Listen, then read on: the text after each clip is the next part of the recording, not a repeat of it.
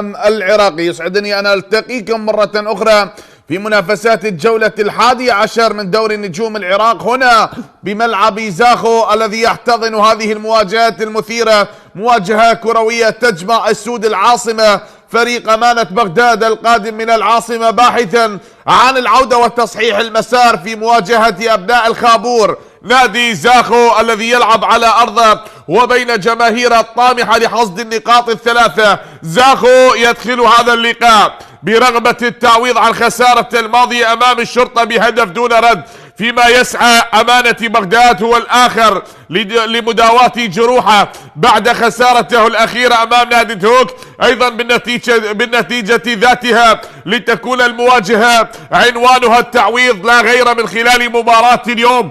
نتابع ونشاهد نادي زاخو هنا بهذه الأجواء الجميلة، أجواء ممطرة، الأمطار الخفيفة تتساقط بملعب المباراة من خلال هذا اللقاء ومجريات هذه المباراة. ندية هذا اللقاء ما بين نادي زاخو وأمانة بغداد.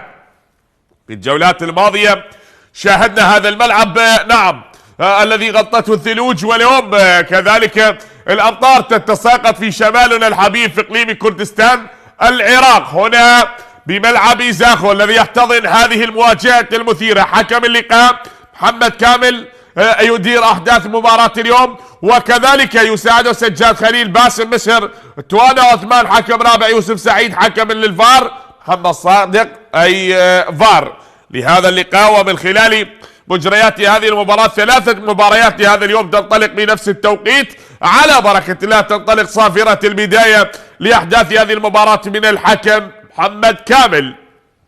نفط ميسان بمواجهة الزوراء، وكذلك زاخو هنا يواجه أمانة بغداد، وتهوك بمواجهة الميناء.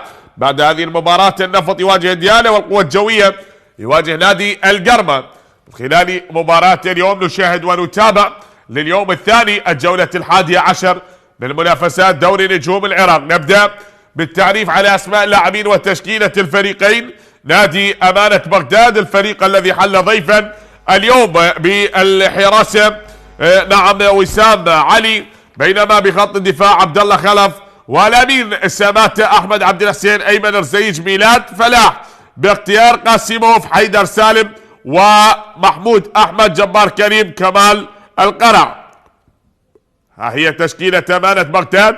انتقال التشكيلة صاحب الارض كتيبة المدرب وسام رزق، بالحراسة علي كاظم، كابي كيكي جونيور، الكاميروني جوزيف اوليفيرا، البرازيلي بخط الدفاع، وإيدلسون أورينهو، إليو آدم، محمد علي عبود، أسامة رشيد، أمجد عطوان، مهدي كامل، ناصر محمدو، وديبوتي أوغانا.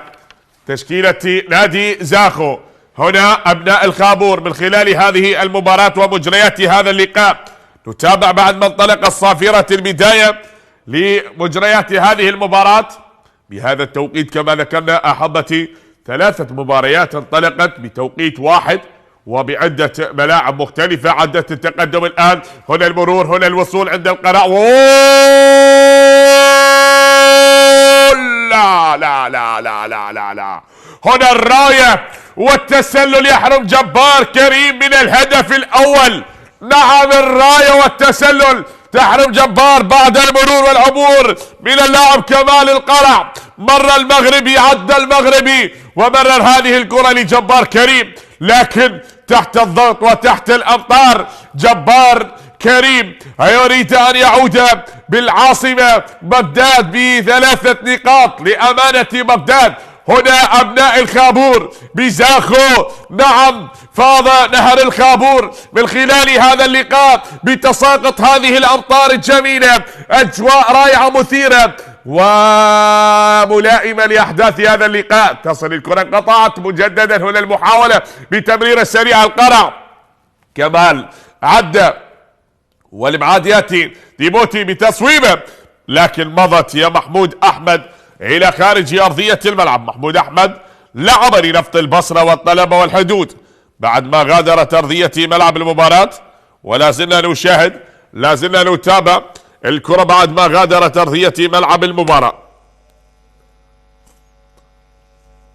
بعد أن مضت عادت للوسط، للأمام. محاولة مستمرة. هذه عند دفاعات نادي زاخو. تصل الكرة بالتقدم عند اللاعب جوزيف أوليفيرا. من جوزيف أوليفيرا نقله هناك ناصر محمدو، لكن الابعاد تتخلص والكرة بوسط ملعب المباراة. من خلال مجريات هذا اللقاء هذا كابتن الفريق أمجد عطوان المتواجد هنا بوسط الميدان. أمجد عطوان من خلال مجريات هذه المباراة وندية هذا اللقاء نادي زاخو الذي يحتل المركز التاسع في سلم الترتيب لدوري نجوم العراق بعد ما لعب 10 مباريات، تمكن من تسجيل 10 أهداف، بينما استقبل الشباك كذلك 6 أهداف برصيد 15 نقطة. هو تعادل ب3 مباريات بينما فاز 4 مباريات وخسر 3 مباريات. لكن نرى هناك بالطرف الآخر أمانة بغداد الفريق الضيف الذي لعب 10 مباريات، فاز ب5 وخسر 5 مباريات، سجل 11 هدف واستقبل شباك 13 هدف، كذلك بمتساوي بنفس النقاط ب 15 نقطة. واليوم نشاهد ونتابع أحداث هذه المباراة، من يتقدم ومن يفتتح التسجيل، من يزور الشباك أولا من خلال مباراة اليوم. دعونا نتابع بلقطة هناك بعد الصافرة والخطأ.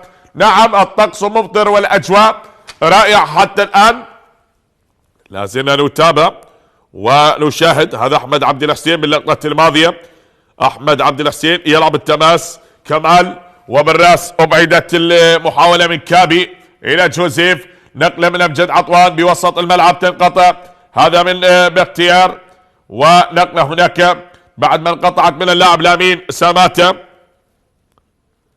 أبعدت باللقطة الماضية بالوسط.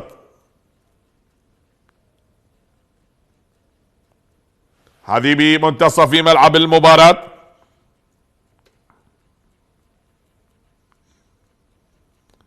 شاهد مضت الآن، عدت بمنتصف الملعب التقدم ناصر محمد هو عند اليمني يحاول التقدم، جول جول جول. هنا التحدي والإصرار والكرة إلى خارج أرضية الملعب، ضاعت. هنا شاهد توجيهات من المدرب وسام رزق. نعم المباراة ممتعة ولا زالت بأجواء هذا اللقاء بعد تقدم اللاعب ناصر محمد هو الذي نعم بهذه الأجواء الممطرة يريد أن يمطر شباك نادي أمانة بغداد بهدف تحت زخات المطر ونسيم الأجواء الجميلة. اكتست المباراة بطابع خاص حيث امتزج الحماس باللاعبين ونعم بروعة الطقس ليصنعوا لوحة كروية تنعش القلوب وألهبت المدرجات. فشاهد ترقب هنا المحاولة لا زالت مستمرة، التقدم وإلى خارج أرضية الملعب، إلى خارج أرضية ملعب المباراة. لا زالت المباراة مستمرة. اللقطة الماضية وأنت تشاهد هذه الأجواء الرائعة حتى الآن، وبعد تلك الكرة التي عدت هنا من يتقدم، هنا من يحاول الوصول، لكن هنا تتخلص عن افتكاك للكرة بعد هذا الهدش من اللاعب أوغانا. حاول أوغانا باللقطة الماضية ولكن الكرة ذهبت إلى خارج أرضية ملعب المباراة. انقطعت يا أوغانا، بعدين عدت وأيمن رزيج كان متواجد، خلص الكرة الماضية. نعم تساقط الأمطار، وهذا أمجد عطوان المختص بتنفيذ الكرات الثابتة الجانبية هنا الركنية لنادي زاخو. أمجد عطوان للشمال القطري للشرطة العراقي لزاخو وهو على التنفيذ الآن. أمجد يا عطوان كابتن الفريق للغواصات الحمراء لأبناء الخابور لنادي زاخو على التنفيذ كابتن الفريق، وتراجع واضح لدفاعات أمانة بغداد من خلال مجريات المباراة. هنا الكرة تنفذ، هنا الارتقاء والكرة بالراس إلى خارج أرضية الملعب. كرة غادرت أرضية ملعب المباراة، شيء جميل. وأنت ترى الطقس الرائع، ترى الاجواء المناسبة، الاجواء الرائعة والجميلة بزاخو. ما يحدث في زاخو لا لن يحدث في ملاعب اخرى. زاخو وكأنك تلعب مباراة في الدول الاوروبية، تارة تتساقط الثلوج بهذا الملعب وتتخيل بانك تلعب مباراة في روسيا في روبي كازان، وايضا تتساقط الامطار وكأنك في تركيا في تلك الاماكن. وبالفعل بحكم المسافة القريبة ما بين اوروبا وتركيا التي تربط ما بين شمالنا الحبيب، واليوم ترى تساقط الامطار بهذه الاجواء الجميلة على واقع تساقط المطر وبهاء الاجواء. تحولت المباراة الى سيمفونية ساحرة كروية، وحيث بالفعل غسلت هذه الزخات سماء الارض الملعب، وازدادت جمال الطقس وهج الاداء وحماس اللحظة، فكانت المتعة حاضرة ولا زالت حاضرة بكل دقيقة، والجماهير مستمتعة بهذه الاجواء الجميلة. وما زلنا نتابع بان يكون هدف اول من خلال مجريات الشوط الاول، وكما تشاهدون احبتي التعادل لا زال قائم ومستمر حتى الان. نتابع. هي الان يا وسام لا شيء لامانة بغداد ولا شيء لنادي زاخو. بالوسط انقطعت من ناصر محمدو ومحاولة التقدم، لكن هنا الكرة الى خارج ارضية الملعب.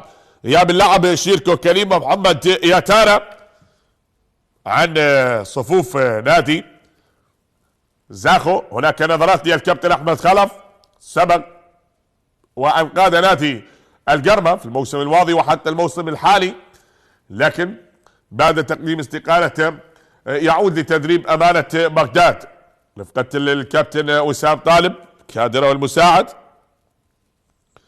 هذه عدت.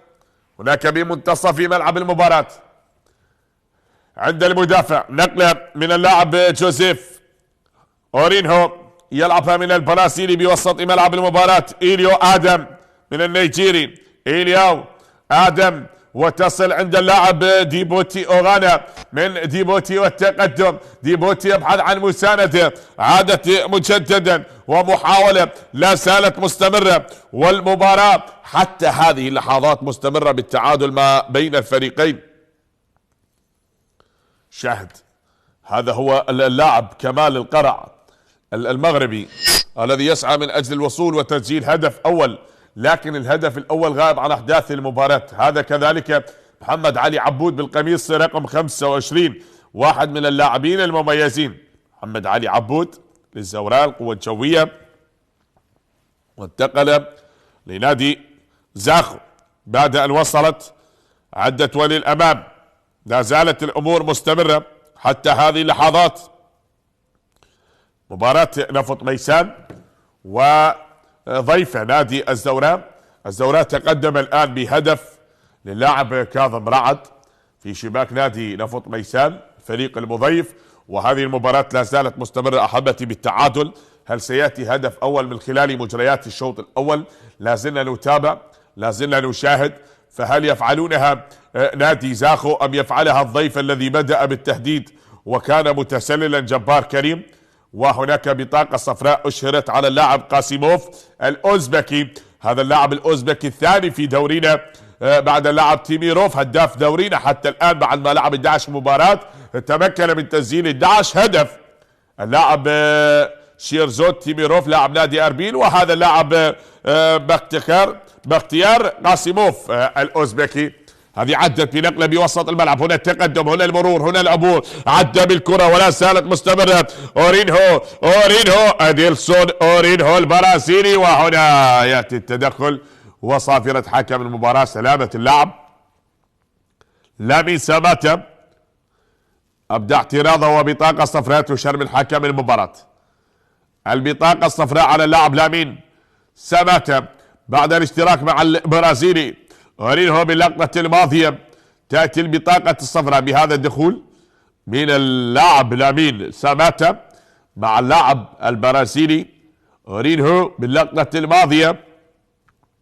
سلامة اللاعب، ولا نريد ان تتكرر البطاقات الملونة بأحداث هذه المباراة، فالتعادل لا زال مستمر ما بين الفريقين من خلال منافسات الجولة 11 من دوري نجوم العراق هنا بملعب زاخو. نادي أمانة بغداد يسعى للتعويض بعد خسارة الماضية بهدف دون رد أمام نادي هوك، وكذلك زاخو الذي خسر مباراة أمام الشرطة. الفريقين كل منهم خسر ب1-0. زاخو خسر 1-0 من الشرطة، وأمانة بغداد خسر من هوك ب1-0 كذلك. الآن هوك يلعب مباراة أمام نادي الميناء هناك بملعب هوك، ولا زلنا نتابع سلامة اللاعب أورينهو بعد التدخل بالكرة الماضية. بالأمس انطلقت هذه الجولة بافتتاح الجولة الشرطة، حيث أقسى على نادي القاسم ب7 أهداف مقابل هدف وحيد، وأربيل تغلب على الموصل بهدفين دون رد. واليوم 3 مباريات بنفس التوقيت وبعدها مباراتين، ومن ثم يوم غد أيضا 3 مباريات لختام الجولة. الكرخ غدا سيواجه النجف، والغراف بمواجهة نوروز، والطلبة بمواجهة الكهرباء.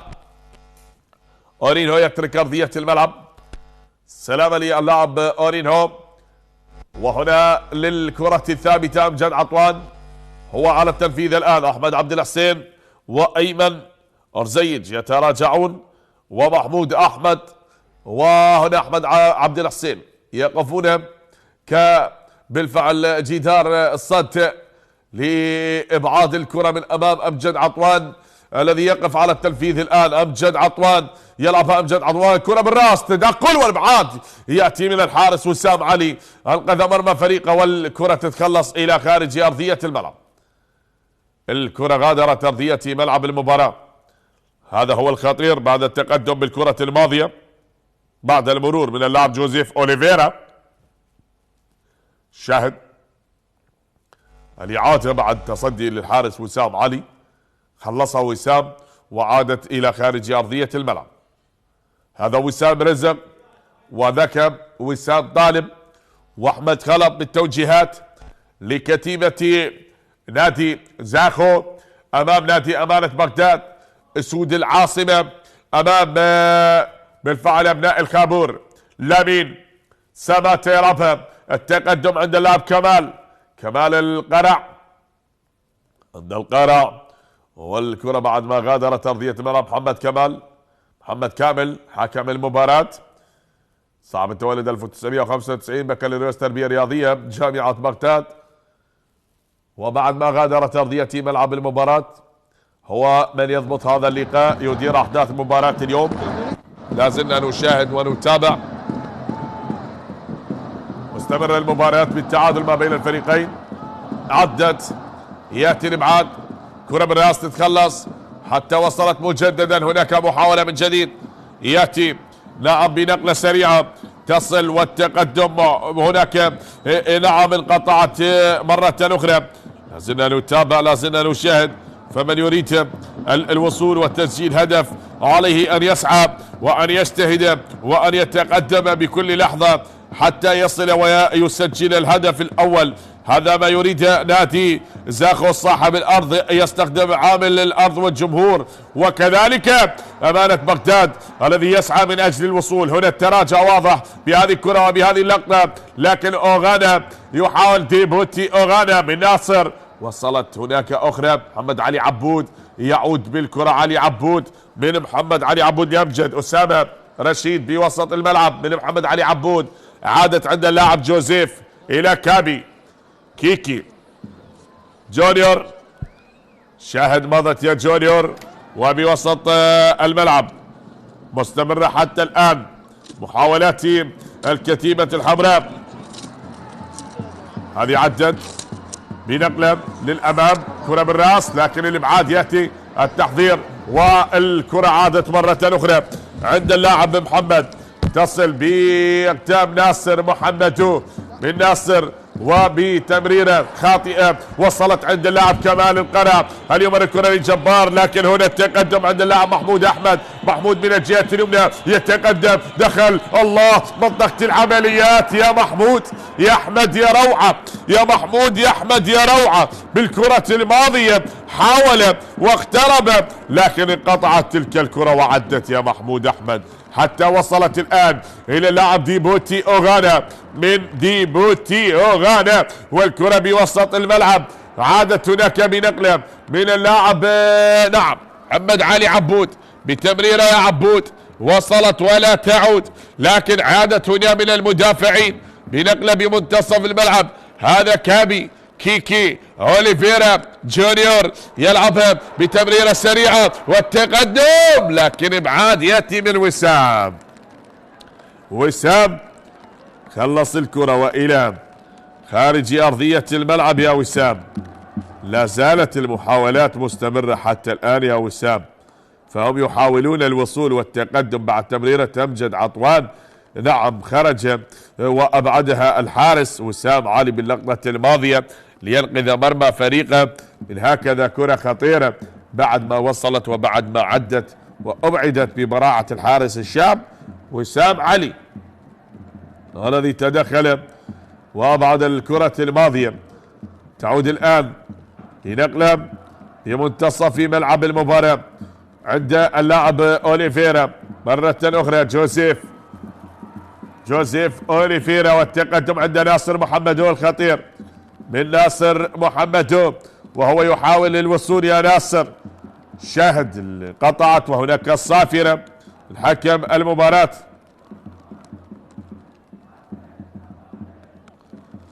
حتى الآن التعادل مستمر ما بين الفريقين، ولا زلنا نشاهد أحبتي متابعي ومشاهدي أحداث هذه المباراة ندية هذا اللقاء من خلال أجواء هذه المباراة.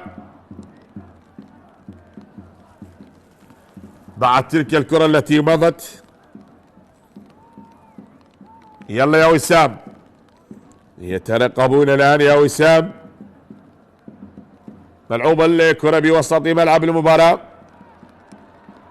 شاهد هي عدت وهنا بهذا التقدم من ديبوتي أوغانا، لكن هناك من يفسد مخطط اللاعب ديبوتي أوغانا ويتدخل ليبعد الكرة. عبد الله خلف ابعدها باللقطة الماضية، خلص تلك الكرة، عادت عند اللاعب جوزيف نقلة سريعة بمنتصف الملعب. حكم المباراة يطلب استمرارية اللعب ولا زالت مستمرة حتى الآن. التقدم محمود يلعبها إلى كمال وقريب الكرة من الحارس علي كاظم، ملعوبة من علي كاظم لكن بالوسط، وتشاهد هنا تبادل الهجمات. هذا امجد عطوان، تقدم الآن امجد يا عطوان بنقلة سريعة من عطوان والى خارج الميدان. الكرة غادرت الميدان يا امجد يا عطوان. نعم مستمرة بندية هذا اللقاء بإثارة هذه المباراة ما بين الفريقين، ولا زلنا نشاهد. تعود هناك بمحاولة أخرى تصل بهذا التقدم بمنتصف ملعب المباراة. هل يفعلونها نادي زاخو ويفتتحون التسجيل أم يكون الهدف الأول للفريق الضيف لأمانة بغداد؟ أورينهو عدى، أورينهو تقدم، هنا الخطير حاول المرور، تأتي العرضية وإلى خارج أرضية الملعب. كرة خطيرة ضاعت على اللاعب ديبوتي أوغانا، حاول بالكرة الماضية بعد دخول وخطورة الخطير اللاعب أورينهو إلى اللاعب ديبوتي أوغانا. شاهد كيف مر بالكرة وكيف عدى، ألقى نظرة ثاقبة على اللاعب ديبوتي وإلى خارج أرضية الملعب. الكرة غادرت أرضية الملعب يا ديبوتي أوغانا. اللقطة الماضية لا زلنا نشاهد، لا زلنا نتابع، لا زلنا ننتظر بأن يكون هدف أول من خلال مجريات الشوط الأول، أن يكون لصاحب الأرض أو للفريق الضيف. عادت وبوسط ملعب المباراة إلى خارج الملعب. كرة غادرت أرضية الملعب والتحدي لا زال مستمر. هذا أسامة رشيد تدخل وأبعد الكرة من أمام اللاعب كمال القرع، وهذا محمود أحمد يا محمود أحمد. شاهد الجماهير حاضرة رغم الأجواء الممطرة بهذا اللقاء، لمتعة هذا اللقاء ما بين الفريقين. تنفذ الجانبية، كرة بالراس، هناك للأمام جبار، محاولة لن تصل إلى جبار بل من لامين ساماتا، وتأتي صافرة حكم المباراة تشير لوجود خطأ، بعد ذلك التدخل باللقطة الماضية حتى هذه اللحظات. مستمرة أجواء المباراة ما بين الفريقين، لا زلنا نترقب. هنا عدت، وبهذه المحاولة التقدم يأتي عند ميلاد فلاح، والكرة إلى خارج أرضية الملعب يا ميلاد. كرة غادرت أرضية ملعب المباراة يا ميلاد فلاح. فشاهد أغلب هذه المحاولات المستمرة، الكرات تهدر، ولا زلنا نتابع وصول لنادي بالفعل أمانة بغداد لمرمى علي كاظم بأكثر من محاولة ويريدون التقدم، لكن ما زلنا نشاهد ونتابع هل يفعلونها أمانة بغداد ويفتتحون التسجيل، يعلنون عن أول أهداف المباراة، أم يكون الهدف الأول لصاحب الأرض نادي زاخو. دعونا نشاهد، دعونا نستمتع بالمباراة، بإثارة اللقاء، بندية المباراة 11 بالنسبة للفريقين للجولة 11 من دوري نجوم العراق، بعد أن عدت بوسط الملعب. هنا المحاولة تستمر والتقدم لا زال مستمر حتى الآن بعد هذه الكرة التي وصلت هنا عند اللاعب أوليفيرا إلى كابي كيكي بالكابي جونيور الكاميروني الذي تقدم وعد بالمحاولة التي تصل الآن. شاهد هنا من يحاول العبور، هنا من يحاول الوصول، هنا من يسعى للمرور والتقدم من أجل أن يصل ويسجل أول أهداف المباراة. ولا زالت ندية المباراة مستمرة بالبحث عن أول أهدافها، بالبحث عن أول أهداف المباراة وسط هذه الأجواء الممطرة. فمن يمطر الشباك أولا، من يمطر الشباك أولا، من يكون هو الساحقة التي تسحق الشباك بهدف أول. القرع يلعبها لجبار، جبار يتقدم جبار، عدى جبار، المهارة يا جبار، بالإصرار يا جبار بهذا التقدم والعبور. نعم اسود العاصمة امام ابناء الخابور، لا يستسلمون ولا يتراجعون بل يتقدمون من اجل الوصول وتسجيل اول اهداف المباراة. تجد كمال القرع نعم يقارع الزمان ويقارع الظروف ويصل الى بوكس العمليات ويرمي تلك الكرة باقدام جبار. شاهد بهذا الاسيست من احمد عبد الحسين بهذه النقلة الرائعة باتجاه جبار، وهذه الاعادة للقطة الرائعة كيف عد، ولكن كان هناك رد من اللاعب كابي جونيور كيكي الذي خلص الكرة الماضية. يا جبار، كانت أن تكون في المرمى من جبار. بعد هذا التقدم أشغلت المدافعين معها وتراجع 4 لاعبين للخلف. نعم لسرعة جبار وأداء جبار كريم كاد أن يكرم أصحاب الأرض بهدف التقدم، لكن ابعدت من اللاعب كيكي.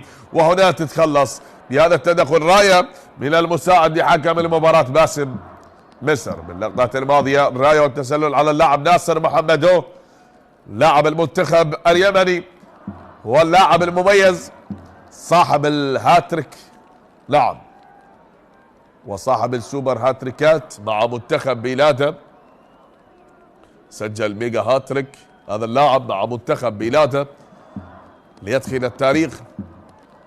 واحد من الأساطير العربية التي ستكون في اليمن بالفعل مع تسجيل خماسية في التصفيات الآسيوية.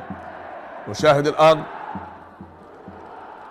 تنفذ الكرة طويلة للأمام وإلى خارج أرضية الملعب، كرة غادرت أرضية ملعب المباراة. شاهد ندية هذا اللقاء والمباراة لا زالت مستمرة. أيها الأحبة الأكارم، هو التعادل هو المسيطر على أحداث المباراة، لا شيء لنادي أمانة بغداد ولا شيء حتى الآن لنادي زاخو، والمعطيات مستمرة بهذه المباراة بالتعادل. ما بين الفريقين. نشاهد بعد أن عدت، بعد أن مضت تلك المحاولة، والكرة تصل بمنتصف الملعب من محمد علي عبود إلى جونيور كيكي. يلعب جونيور يا كيكي بهذا التقدم مرة أخرى وبمنتصف ملعب المباراة. الكرة تصل الآن بهذه المحاولة بنقلة عند اللاعب كمال القرع، وتنقطع من كمال لتصل هناك إيدرسون إلى جونيور كابي، وتصل من محمد إلياو آدم. هذه عند البرازيلي أوليفيرا، يلعبها بالوسط إلى هناك، تعود إيدرسون تصل إلى هنا إلياو إلى أورينهو تراجع من البرازيلي، لا زال يبحث عن مساندة عن الرفيق، بل هو من يريد أن يشق الطريق. لامين ساماتا أبعد الكرة، وكابي كيكي يتدخل، وعلي كاظم يعطي الكرة لكابي بوسط ملعب المباراة عند أمجد عطوان.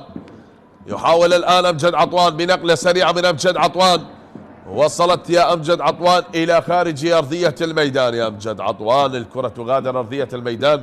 تبادل الهجمات والكرات الطويلة حتى هذه اللحظات هنا في لقاء يجمع أمانة بغداد، هذا النادي الذي تأسس عام 1957 أمام نادي هوك أيضا أبناء الخابور، النادي الذي بالفعل هنا يتقدم بهذه الكرة بهذا المرور. كمال هذه الإعادة الجميلة والهدف الذي ألغي بالفعل بداعي التسلل بعد أن كان اللاعب جبار كريم متسللا بتلك اللقطة التي أعيدت الآن. كنت أتحدث عن نادي إزاخو، النادي الذي تأسس كذلك عام 1987، واحد من الأندية المنافسة في دورينا، وكذلك أيضا نادي زاخو وصيف كأس العراق للموسم الماضي، موسم 2024-2025، ولا زلنا نتابع بعد أن خسر المباراة بضربات الجزاء بركلات الحظ الترجيحية أمام نادي هوك. هذه وصلت الآن تقدم مرة أخرى بالراس، الكرة بالوسط، يأتي الإبعاد عند المدافع كابي. جونيور نقلة هناك من جونيور باتجاه جوزيف أوليفيرا، من أوليفيرا وتعود أسامة رشيد، يلعبها أسامة باتجاه إيلياو، والتقدم بهذه اللحظات. هنا المرور لكن هناك خطأ لمصلحة اللاعب كابي كيكي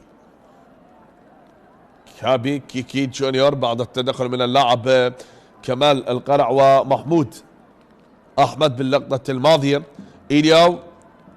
من إيلياو آدم بهذه اللقطة، كابي إلى أسامة، تمريرة أسامة لمحمد علي عبود، من محمد علي عبود والمرور عند اللاعب ديبوتي أوغانا، تأتي العرضية ديبوتي، هذه أمجد عطوان بلمسة من الفنان أمجد عطوان، عادت الآن بوسط ملعب الميدان عند أسامة رشيد، لكن جبار كريم يلعبها من جبار، عادت إلى الخلف عند الحارس علي كاظم بتمريرة باتجاه اللاعب من كابي، ارتدمت بمحمود ولا زالت عند جبار، يحاول التقدم من جبار، وهناك سقوط اللاعب محمود أحمد. السلامة للاعب محمود أحمد، اللاعب الذي سقط أرضا بعد ما ارتدمت الكرة باللاعب محمود أحمد. السلامة لمحمود، سقط أرضا ويشكو من الإصابة. شاهد هذه الإعادة مع تسديدة اللاعب كابي التي ارتدمت باللاعب محمود أحمد بتسديدة كانت قوية من المدافع كابي برأس اللاعب محمود أحمد، التي جعلت اللاعب يسقط أرضا. يتلقى الإسعافات الأولية من قبل الكادر المساعد. السلامة إن شاء الله لمحمود. نعم، لا شيء إن شاء الله سوى الصحة والسلامة. هذه الجماهير المتواجدة هنا بملعب زاخو والتي حضرت رغم سقوط الأمطار، لكنهم ينتظرون بأن تمطر الشباك بالأهداف، بأن يروا الأهداف خلال هذه المباراة، بأن يسجلوا ومن خلال متعة هذا اللقاء فمن يفتتح التسجيل ومن يسجل أول أهداف المباراة؟ هل صاحب الأرض نادي زاخو أبناء الخابور أم لأسود العاصمة أمانة بغداد؟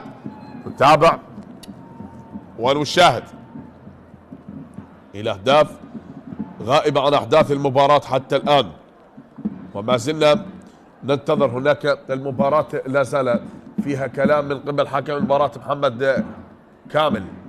من أحمد عبد الحسين تأتي العرضية، أسامة رشيد، محمد علي عبود يلعبها إيليو، من إيليو آدم إلى أسامة رشيد، جبار كريم عند أسامة مرة أخرى.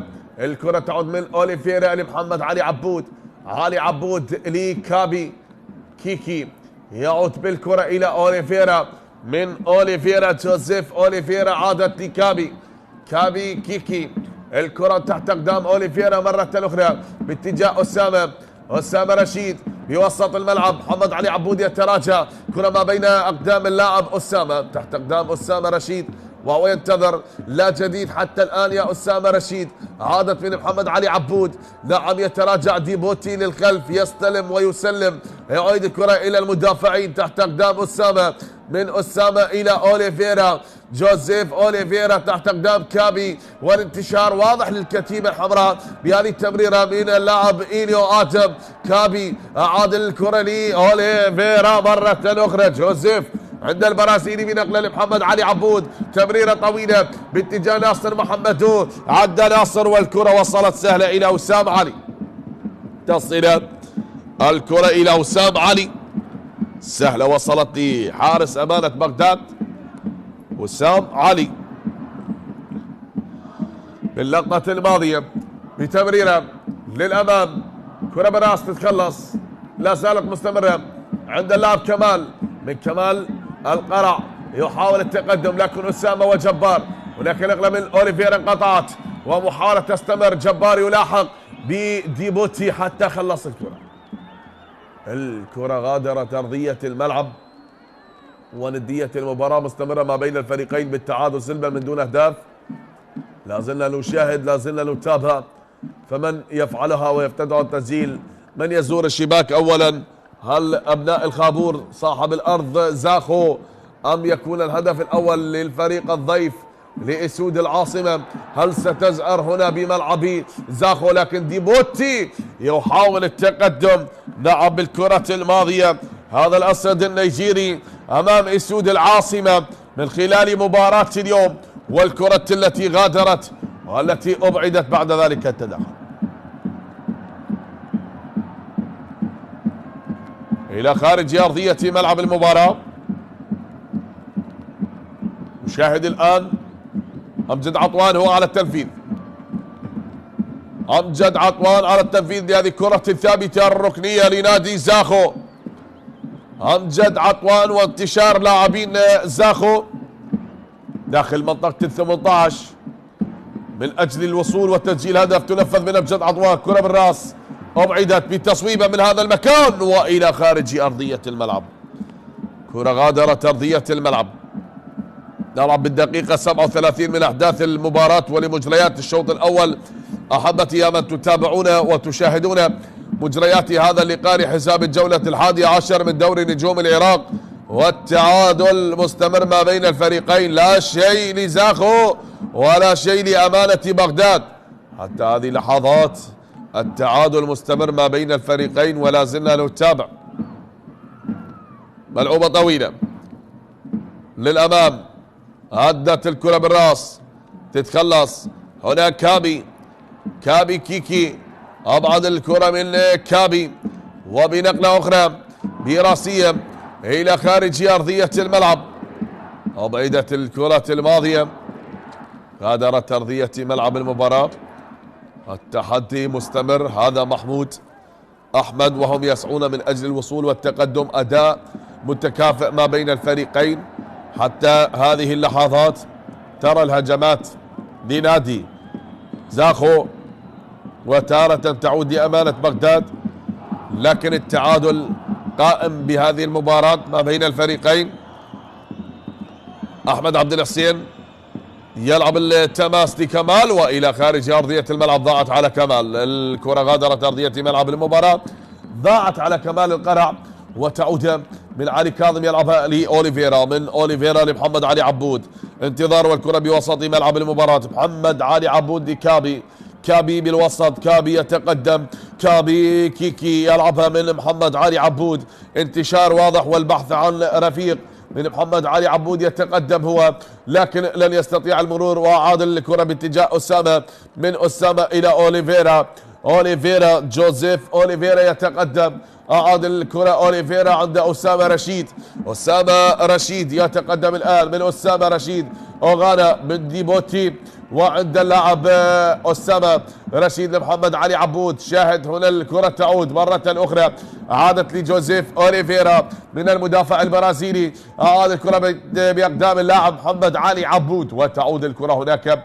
بنقلة، وصلت عند اللاعب أسامة، يتقدم بهذه اللحظات محمد علي عبود، أعاد الكرة إلى اللاعب أوليفيرا، انتشار واضح وتراجع للخلف هناك بهذا الخط الأفقي بمنظومة دفاعية تقف بخطا نعم أفقيا، ترفض المحاولات التي تصل إلى مرمى الحارس وسام علي، انتظام بتكتيك المدرب نعم أحمد خلف، ومن أجل الوصول لكسب النقاط من خلال مجريات هذه المباراة. عادت الكرة بالوسط، هناك تقدم مرة أخرى، شاهد بتمريرة سريعة عدت، أسامة يحاول التقدم بهذه الكرة ولا زالت مستمرة الخطورة قائمة لمصلحة نادي زاخو بهذه العرضية، تأتي من محمد علي عبود، هنا الارتقاء، هنا الراسية، جول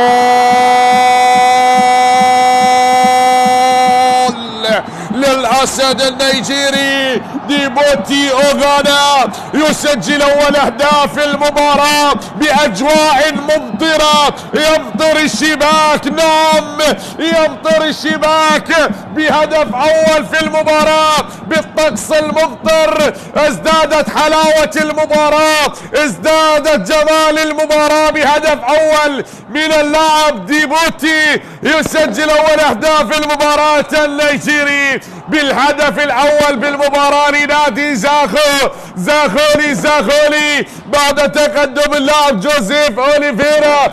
شاهدنا تهيئة الكرة، هنا العرضية من محمد علي عبود، هنا الراسية والارتقاء الجميل من ديبوتي، أمطر الشباك بهذا الطقس الممطر الجميل، نعم يسجل الهدف الأول في المباراة. ديبوتي أوغانا وضعها في الزاوية اليسرى للحارس وسام علي، ويعلن عن أول أهداف اللقاء بهدف أول، بهدف جميل ممطر الأسمراني بالجو الرائع، يسجل أول أهداف المباراة من اللاعب ديبوتي أوغانا، والهدف الأول يأتي لنادي زاخو عن طريق النيجيري ديبوتي، يسجل أول أهداف المباراة ويعلن عن هدفه الثالث هذا الموسم بعد ما سجل في شباك نوروز والكرخ، الآن يسجل في شباك أمانة بغداد بهذا الهدف. سلامة اللاعب أم ماذا؟ هنا الجماهير تشاهد بهذه الفرحة بعد تسجيل الهدف الأول، ونعم يلوحون بالقلوب جماهير نادي زاخو المتواجدة بملعب المباراة. شاهد هذه الهتافات وهنا التصفيق، لوحة فنية رائعة أن ترى الجماهير متواجدة بالفعل بكل فصول السنة، هم متواجدين شتاء صيفا، ثلوج أمطار، حرا متواجدين جماهير زاخو الذين يضيفون نكهة للمدرج عندما يحضرون ويملؤون المدرجات. سلامة اللاعب لامين، السلامة للاعب لامين ساماتا. هذه الجماهير نعم شاهد كيف ترسم لنا شيء مثير، شيء رائع، هذه ليست بالملاعب الأوروبية، كيف لا وهو الجمهور الأول في العالم الذي فاز بالفعل بأفضل جمهور في العالم وبجائزة الفيفا التي حصل عليها جمهور نادي زاخو، واليوم يعودون يملؤون جزءا من مدرجات ملعب المباراة رغم الأمطار التي تتساقط بهذا اليوم. هناك بيزاخو لكن متواجدين مساندين داعمين لنادي زاخو. عادت الكرة بالوسط هنا بنقلة عدت وللأمام تصل وأخرى هناك لتعود لمنتصف ملعب المباراة. أوليفيرا يلعب الدقيقة 43 من أحداث الشوط الأول وتقدم نادي زاخو بهدف اللاعب ديموتي أوغانا الذي سجل الهدف الأول بالمباراة. وبعد الكرة التي مضت هنا المحاولات تستمر والتقدم لا زال بهدف دون رد. هل يعود أمانة بغداد ويعدل نتيجة المباراة؟ هذا جبار كريم. جبار كريم. لا زالت المباراة مستمرة ولا زلنا نتابع حتى الآن. الأمور مستمرة بتقدم نادي زاخو بهدف، وهناك كلام ما بين أوليفيرا وجبار بينما حكم المباراة ينتظر بأن يكون هناك ربما القرار. هذا مهدي كامل يتحدث مع حكم المباراة وبطاقة صفراء. البطاقة الصفراء الآن على من؟ على جبار كريم. البطاقة الصفراء على اللاعب جبار كريم. اللقطة الماضية جبار يتلقى البطاقة الصفراء بعد ما سدت هذه الكرة له على حامل الكرات بلحظة غضب من جبار كريم، وبطاقة صفراء كانت من حكم المباراة على اللاعب جبار كريم. الأمور لا زالت مستمرة أحبتي. نعم لا توجد مباراة حتى الآن منتهية بالتعادل، بينما المباراة الثلاثة التي انطلقت بنفس التوقيت نفط ميسان تعادل أمام الزوراء الآن. هنا بطاقة حمراء تشهر من حكم المباراة على أحد إداري نادي أمانة بغداد. وكذلك توك متقدم على الميناء بهدف قابل لا شيء، وزاخو تقدم الآن بهدف اللاعب ديبوتي، والمباراة لا زالت مستمرة بهذا التقدم بهدف مقابل لا شيء. ولا زلنا نتابع هل يأتي هدف يعدل نتيجة المباراة أم يستمر هذا التقدم بالشوط الأول لصاحب الأرض. تنفذ كرة بالراس هنا عدت بنقلة. حكم المباراة يطلب استمرارية اللعب يقول لا وجود لشيء، ولكن الكرة هناك بعد المطالبة من اللاعب جبار كريم لحكم المباراة 4 دقائق وقت إضافي. نتابع الآن أحمد عبد الحسين. يحمد عبد الحسين على تنفيذ الرمية الجانبية لنادي أمانة بغداد الفريق المتأخر. بدأ المباراة بطاقة صفراء على الكابتن وسام. بطاقة صفراء على الكابتن وسام. طالب يتلقى البطاقة الصفراء. كثرة البطاقات تولد بطاقة حمراء يا شباب. 1 لنادي زاخو بالتقدم بهدف اللاعب ديموتي أوغانا، والكرة تبعد الآن تتخلص من أمجد عطوان باتجاه ناصر محمد. ناصر يحاول التقدم وإلى خارج أرضية الملعب. عدت من اللاعب لامين ساماتا. بعد الكرة الماضية هذه توجيهات المدرب وسام رزق المتصدر كذلك في دوري أبطال الخليج فريق زاخو. نأمل إن شاء الله ونتمنى أن يحقق النسخة الثانية من دوري أبطال الخليج التي حققها نادي توك في الموسم الماضي. هذه عادت هنا بنقلة تصل، والمحاولة من أمجد ما بين أمجد هناك انقطعت حتى تقدم بها من محمود وعدت إلى اللاعب قاسموف. من قاسموف انتقلت وتنقطع لتعود مهدي كريم. حاول ديبوتي بالمهدي كامل يلعبها مهدي لمحمد علي عبود. محمد علي عبود باتجاه اللاعب ديبوتي يتقدم، ولكن يأتي هناك الإبعاد من اللاعب ميلاد وأيمن رزعيج من تدخل. ميلاد يتقدم بهذه اللحظات عند اللاعب مهدي كامل. هيئ الامور الابعاد من لامين ساماتا مره اخرى. ديموتي بالعرضيه تتهيأ الكره لناصر محمد. بتصويبه. اوه يا ناصر محمد، اوه بتصويبة قوية. نعم مباغتة غادرت أرضية الملعب. شاهد تهيأت الأمور من اللاعب ديموتي، لف ودار بهذه الكرة، سدد بقوة وإلى خارج أرضية الملعب. الكرة غادرت ولا زالت الخطورة قائمة حتى الآن لنادي زاخو. وأمجد عطوان هو على التنفيذ الآن. أمجد عطوان على التنفيذ يا سادة، على التنفيذ أمجد عطوان. يتقدم إليه مهدي كامل. أمجد عطوان ينفذ الكرة من أمجد عطوان بالراس، مضت يا أسامة إلى خارج أرضية الميدان أم لا؟ هذا هو جوزيف أوليفيرا البرازيلي بنزعاته الهجومية والكرة التي غادرت أرضية ملعب المباراة. شاهد هذه العادة للركنية وارتقاء المدافع البرازيلي أوليفيرا، والتي غادرت أرضية ملعب المباراة. الكرة التي غادرت أرضية الملعب. كل شيء يمضي حتى الآن ويداهم مجريات هذه المباراة، بينما أحبتي التقدم لا زال مستمر بهدف اللاعب ديموتي أوغانا، اللاعب اللي سجل الهدف الأول والوحيد حتى هذه اللحظات. مستمرة أمانة بغداد يبحثون عن هدف يعدل نتيجة المباراة بنقلة هناك سريعة، والتقدم لا زال مستمر عند الكتيبة الحمراء بتلك نعم الجهة. وهناك خطأ،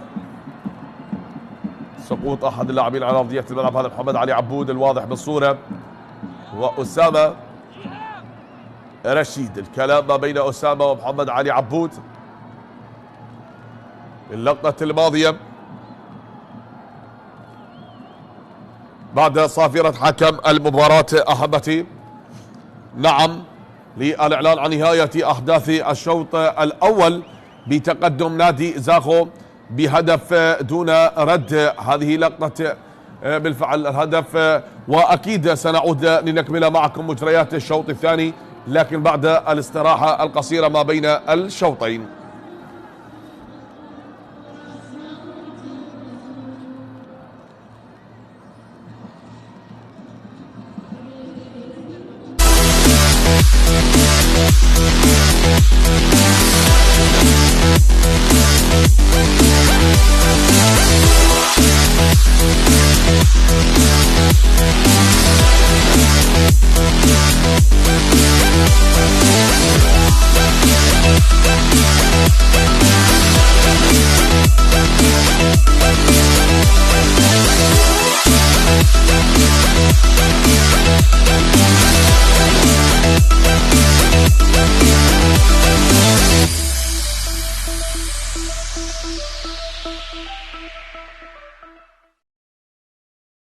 بهذا العريق نعم تتغنى وتنشد وتتفاءل بهدف الأول. الله الله الله الله،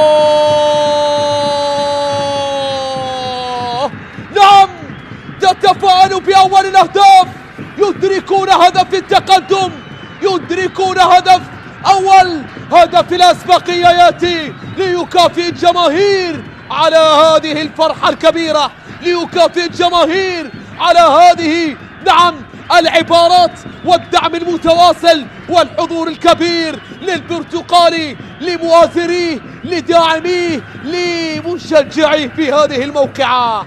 أيمن محمود يرتقي، أيمن من هناك يرتقي ويسجل أول الأهداف.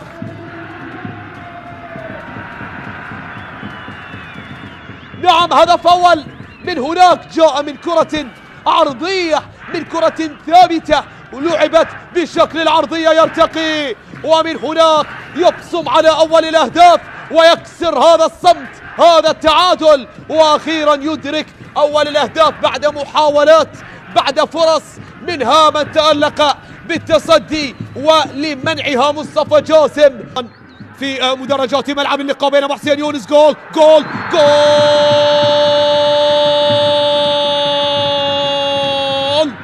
الهدف الثاني لمصلحة فريق نادي ديالا، يواصل هذا التألق، يواصل من هناك أيمن صفاقسي يسجل أول أهداف هذا الموسم، أول أهداف مع فريق نادي ديالا، أول أهداف في بلاد الرافدين بعد مسيرة احترافية نعم يسجل ويدون أيمن أول أهدافه نعم في المباراة وفي الدوري، وثاني أهداف فريق نادي ديالى في هذه المواجهة.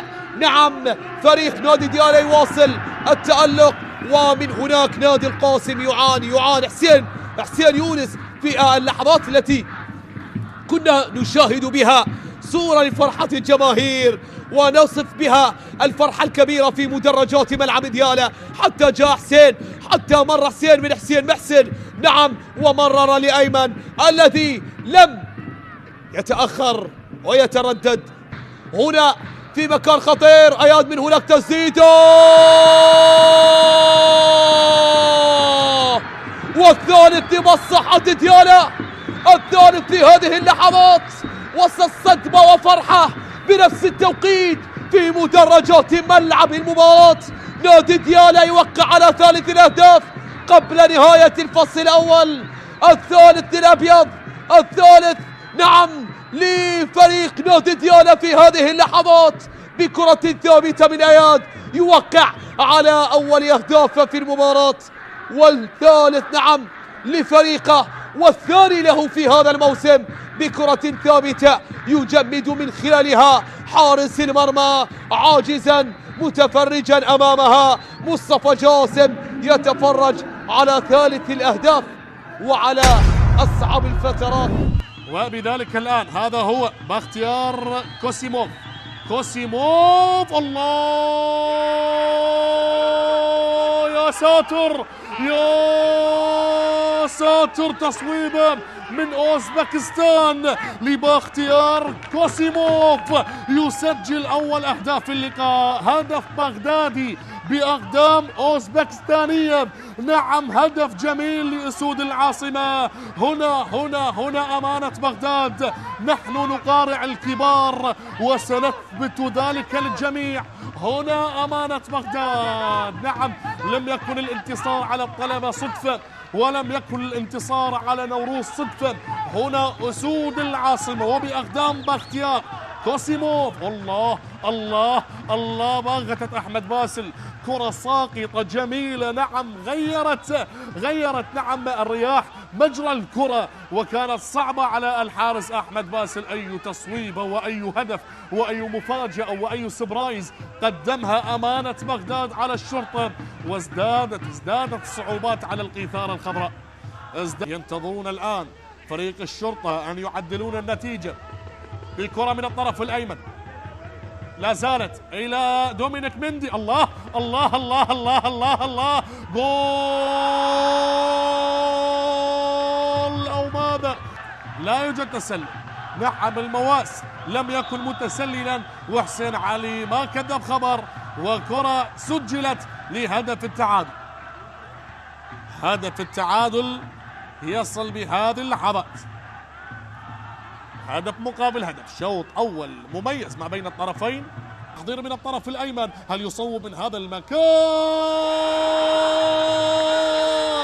هي ليلة الأوزبكي، كوسيموف يسجل الثاني لأمانة بغداد. الله الله الله الله الله الله على عرضية، والله على رأسية، وعلى هدف ثاني لأسود العاصمة.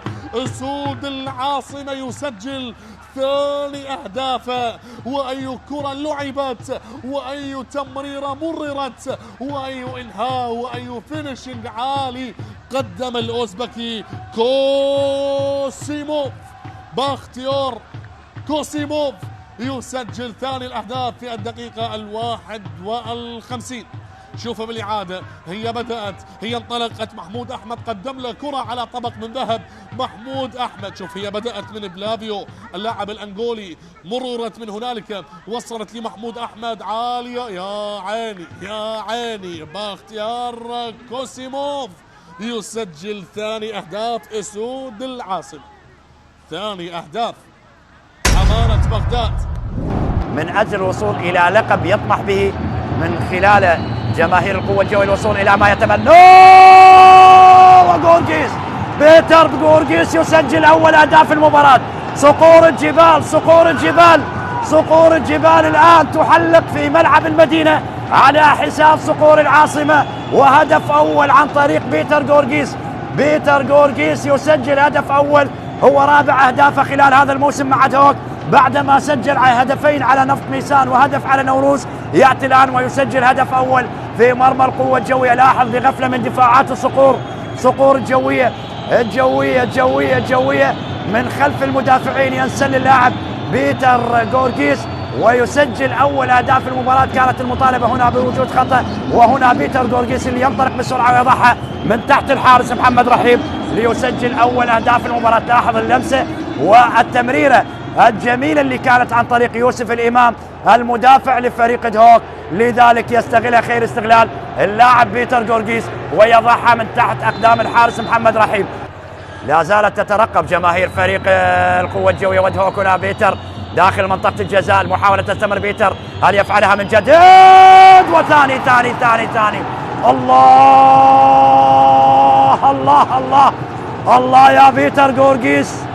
بيتر جورجيس يسجل هدف ثاني لدهوك، يسجل هدف ثاني لفريق دهوك.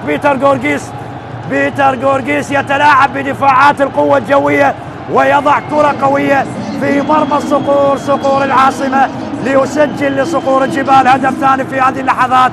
الدقيقة 33 يسجل بيتر جورجيس هدف ثاني ويضاعف النتيجة لتصبح النتيجة هدفين لفريق دهوك مقابل لا شيء لفريق القوة الجوية. لاحظ هنا الإعادة، هنا التمريرة بالمباشر يستغل لاعبي فريق دهوك تقدم لاعبي القوة الجوية، وبيتر جورجيس مر بهذه الطريقة من أمام إيدير مقدم وباليمين سجل باليسار ويسجل باليمين. لذلك بيتر جورجيس يبقى واحد من الأسماء الكبيرة في دورينا وواحد من الأسماء المهمة مع فريق دهوك الموسم الماضي وهذا الموسم. لذلك بيتر جورجيس يفعلها ويسجل ثاني الأهداف في هذا اللقاء لفريق دهوك على حساب القوة الجوية. تكلم عن نفط ميسان، هذا شيء طبيعي، يمتلك بطاقة حمراء، لكن هنا أربيل والقلعة الصفراء. تيميروف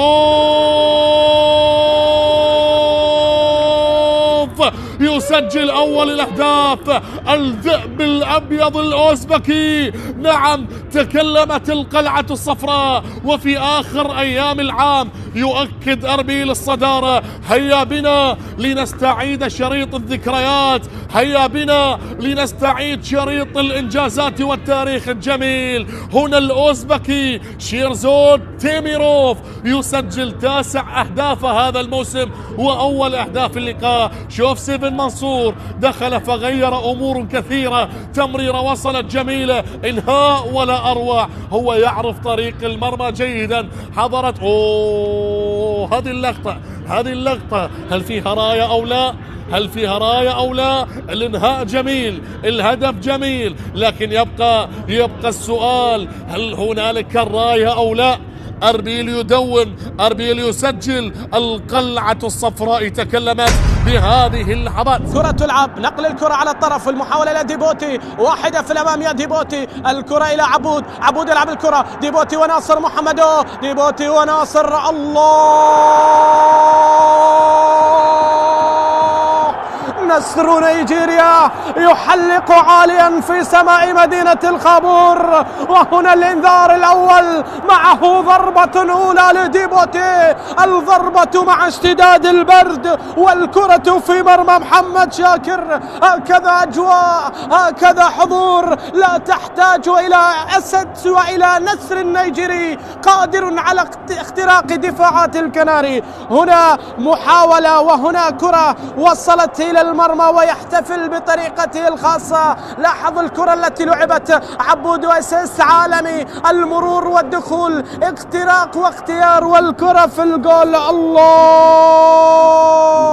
لاحظ اخترق، وصل، عرف الطريق، وها هو الهدف وسط الثلوج المتساقطة. زاخو يهز الشباك كأن الجبال نفسها تصفق لهذا الإبداع وهذا الجمهور. السيد أيمن الحكيم بكل ما يتاح له من وسائل الضغط، مجتبى صالح على الطرف، حسين زياد ومصعب جمال، 1 2 3 4 5 والسادس موجود، الكل يضغط من الكرخ. زياد، التمريرات السهلة خير من الكرات العرضية. الله، حضر البابلي، حضر برهي ليعطي البرهان، والتعديل للكناري للكرخ يأتي الآن. من الذي وضعها في المرمى؟ من الذي وضعها في الجول؟ ولكن في المجمل إن الكناري يغردوا هنا في الأعالي، يغردوا في مدينة الخابور في وسط الثلوج. هنا يأتي هدف التعديل، ويونس حمود يضع الكرة في المرمى وليس حسن علي برهي. يسجل من جديد، يضع من جديد، والهدف الرابع ليونس. لاحظ التمريرة من زياد، كسرت الخطوط، وصلت إلى حمود، حطها في الجول. يعرفان بعضهما البعض جيدا، واصطاد علي كاظم في كرة عجز عنها دوكان، عجز عن ردها علي كاظم. الله الله الله. بوسط ملعب المباراة هذا يوسف أمورو، يوسف والابعاد، هنا التدخل، يوسف جول. الله،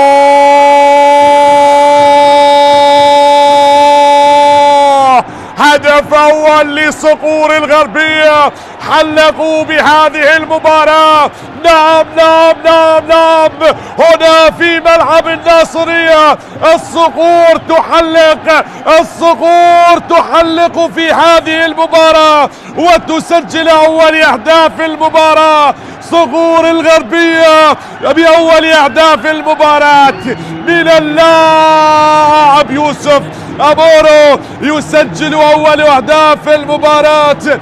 نعم، هذا هو الصقر القادم من الأنبار، يحلق في المباراة ويفتتح التسجيل بأول أهداف المباراة. مؤمل عبد الرضا هي الكرة بعد أن وصلت وسدد وسجل أول أهداف المباراة. يوسف أمورو يفتتح التسجيل بهدف أول. صقور الغربية نعم حلقت حلقت حلقت عاليا حتى وصلت إلى القصور الملكية، وبالفعل تسجل أول أهدافها في هذه المباراة.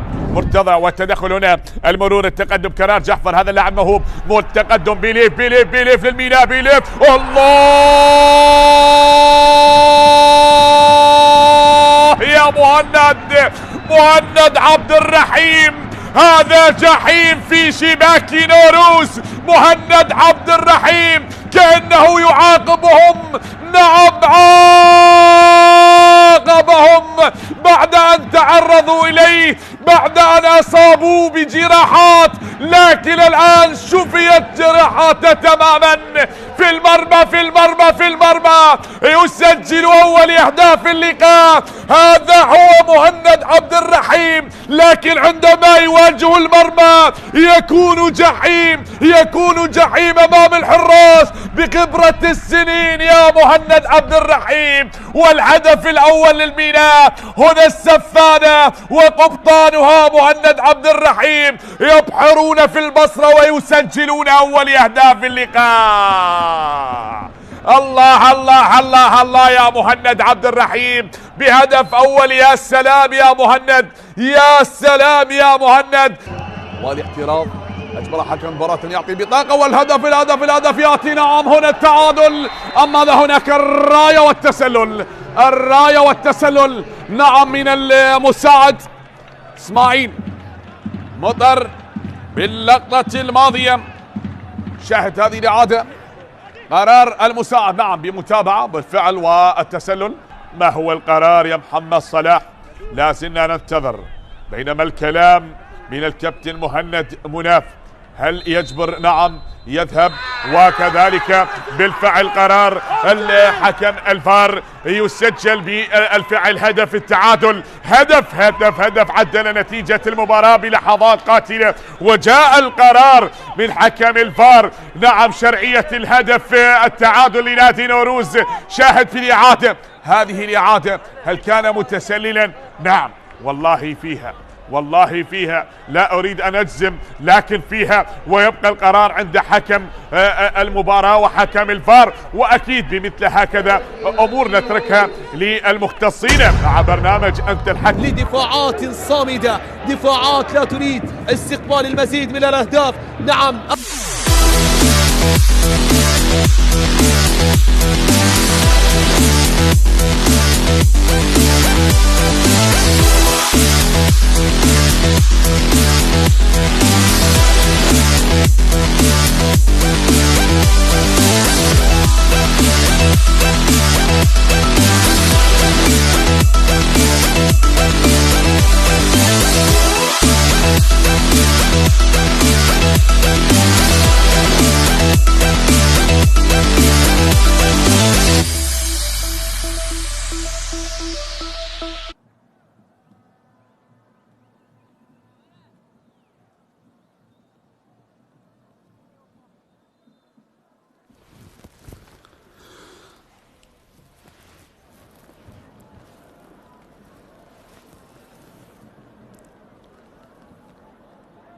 مرحبا بكم من جديد أحبتي متابعي ومشاهدي قنوات شبكة الإعلام العراقي.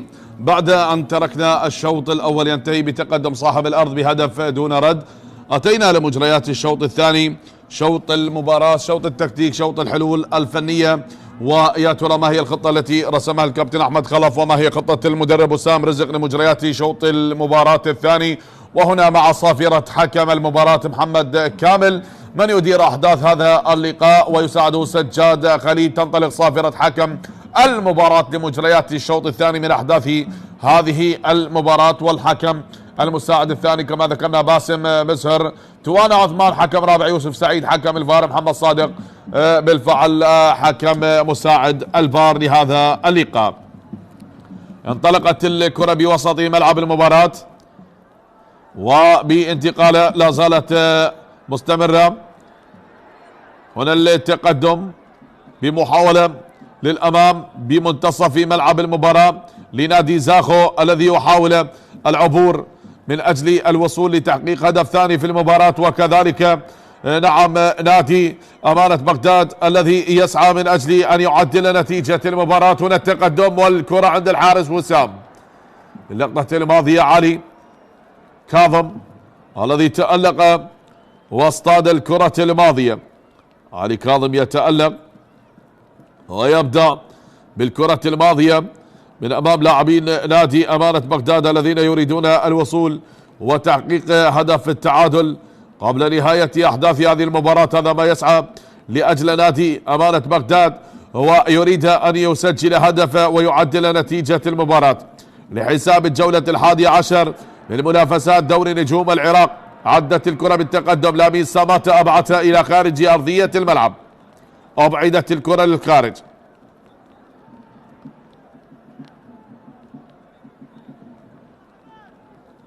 عادت الآن هنا بنقلة والتي وصلت هناك بالتقدم مرة أخرى. ابعاد ياتي، كرة بمنتصف ملعب المباراة، نقلة سريعة بهذا التقدم، بهذا التدخل والابعاد هناك احتراف باللقطة الماضية، تصفيق من احمد عبد الحسين.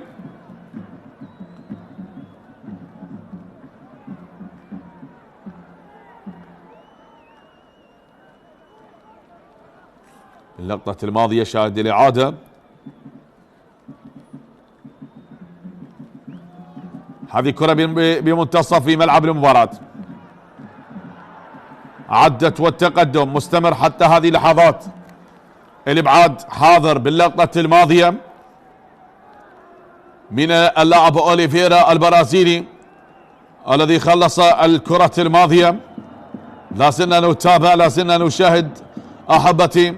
نادي نعم أمانة بغداد يسعى من أجل الوصول وتسجيل هدف ثاني، كذلك نادي زاخو الذي يقترب من أجل أن يتقدم بهدف ثاني. الكرة عادت في وسط ملعب المباراة. إيليو تقدم بهذه الكرة، عد جبار والتقدم لا زال مستمر. هنا محمود بتصويبة قوية من محمود أحمد إلى خارج أرضية الملعب بعد التصدي والتسديدة القوية كانت من اللاعب محمود في اللقطة الماضية، وكادت أن تعيد المباراة للتعادل. بعد هذا التقدم مر على اللاعب أوليفيرا وسدد بقوة، لكن علي كاظم يتألق كعادته وينقذ مرمى نادي زاخو. هنا التقدم، هنا العبور المرتد، هنا الوصول، والكرة لا زالت هناك عند لاعبين نادي أمانة بغداد يسعون للعودة والتراجع بهذه الطريقة. تصل انتشار واضح بوسط ملعب المباراة، تبعدت من اللاعب أوليفيرا، أبعدها، خلص الكرة الماضية، ولا زلنا نتابع حتى هذه اللحظات. لا زلنا نشاهد بعد ما مضت تلك الكرة، بعد ما عدت، مستمرة ندية المباراة ما بين الفريقين. شاهد تنفذ الكرة طويلة أخرى عند المدافع، هذا هو كابي كيكي جونيور واحمد عبد الحسين باللقطة الماضية. توجيهات للمدرب وسام رزق، وسام رزم. لازلنا نتابع ونشاهد.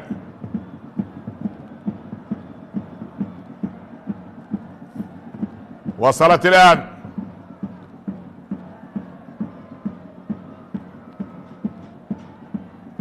تصل بمنتصف ملعب المباراة.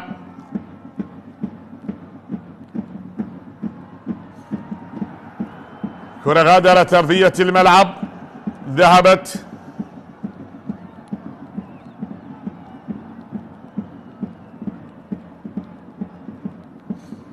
شاهد محمد علي عبود، والكرة تنقطع من أحمد عبد الحسين. أحمد محمود عد بالكرة من أحمد، هناك عند اللاعب كمال القرع، عادت لأحمد محمود. انتشار واضح، أمانة بغداد يسعون للعودة من أجل الوصول وتعديل نتيجة المباراة، لكن هناك صافرة حكم المباراة وخطأ باللقطة الماضية. لازلنا نتابع، لازلنا نشاهد حتى الآن أحبتي. نادي أمانة بغداد يسعى للعودة من أجل الوصول وتقديم ما لديه من أجل أن يعدل نتيجة المباراة. هنا الخطأ لمصلحة نادي أمانة بغداد، أيمن رزيج وأحمد عبد الحسين وكذلك قاسموف الأوزبكي. تترك الكرة الآن، وهذا حيدر سالم.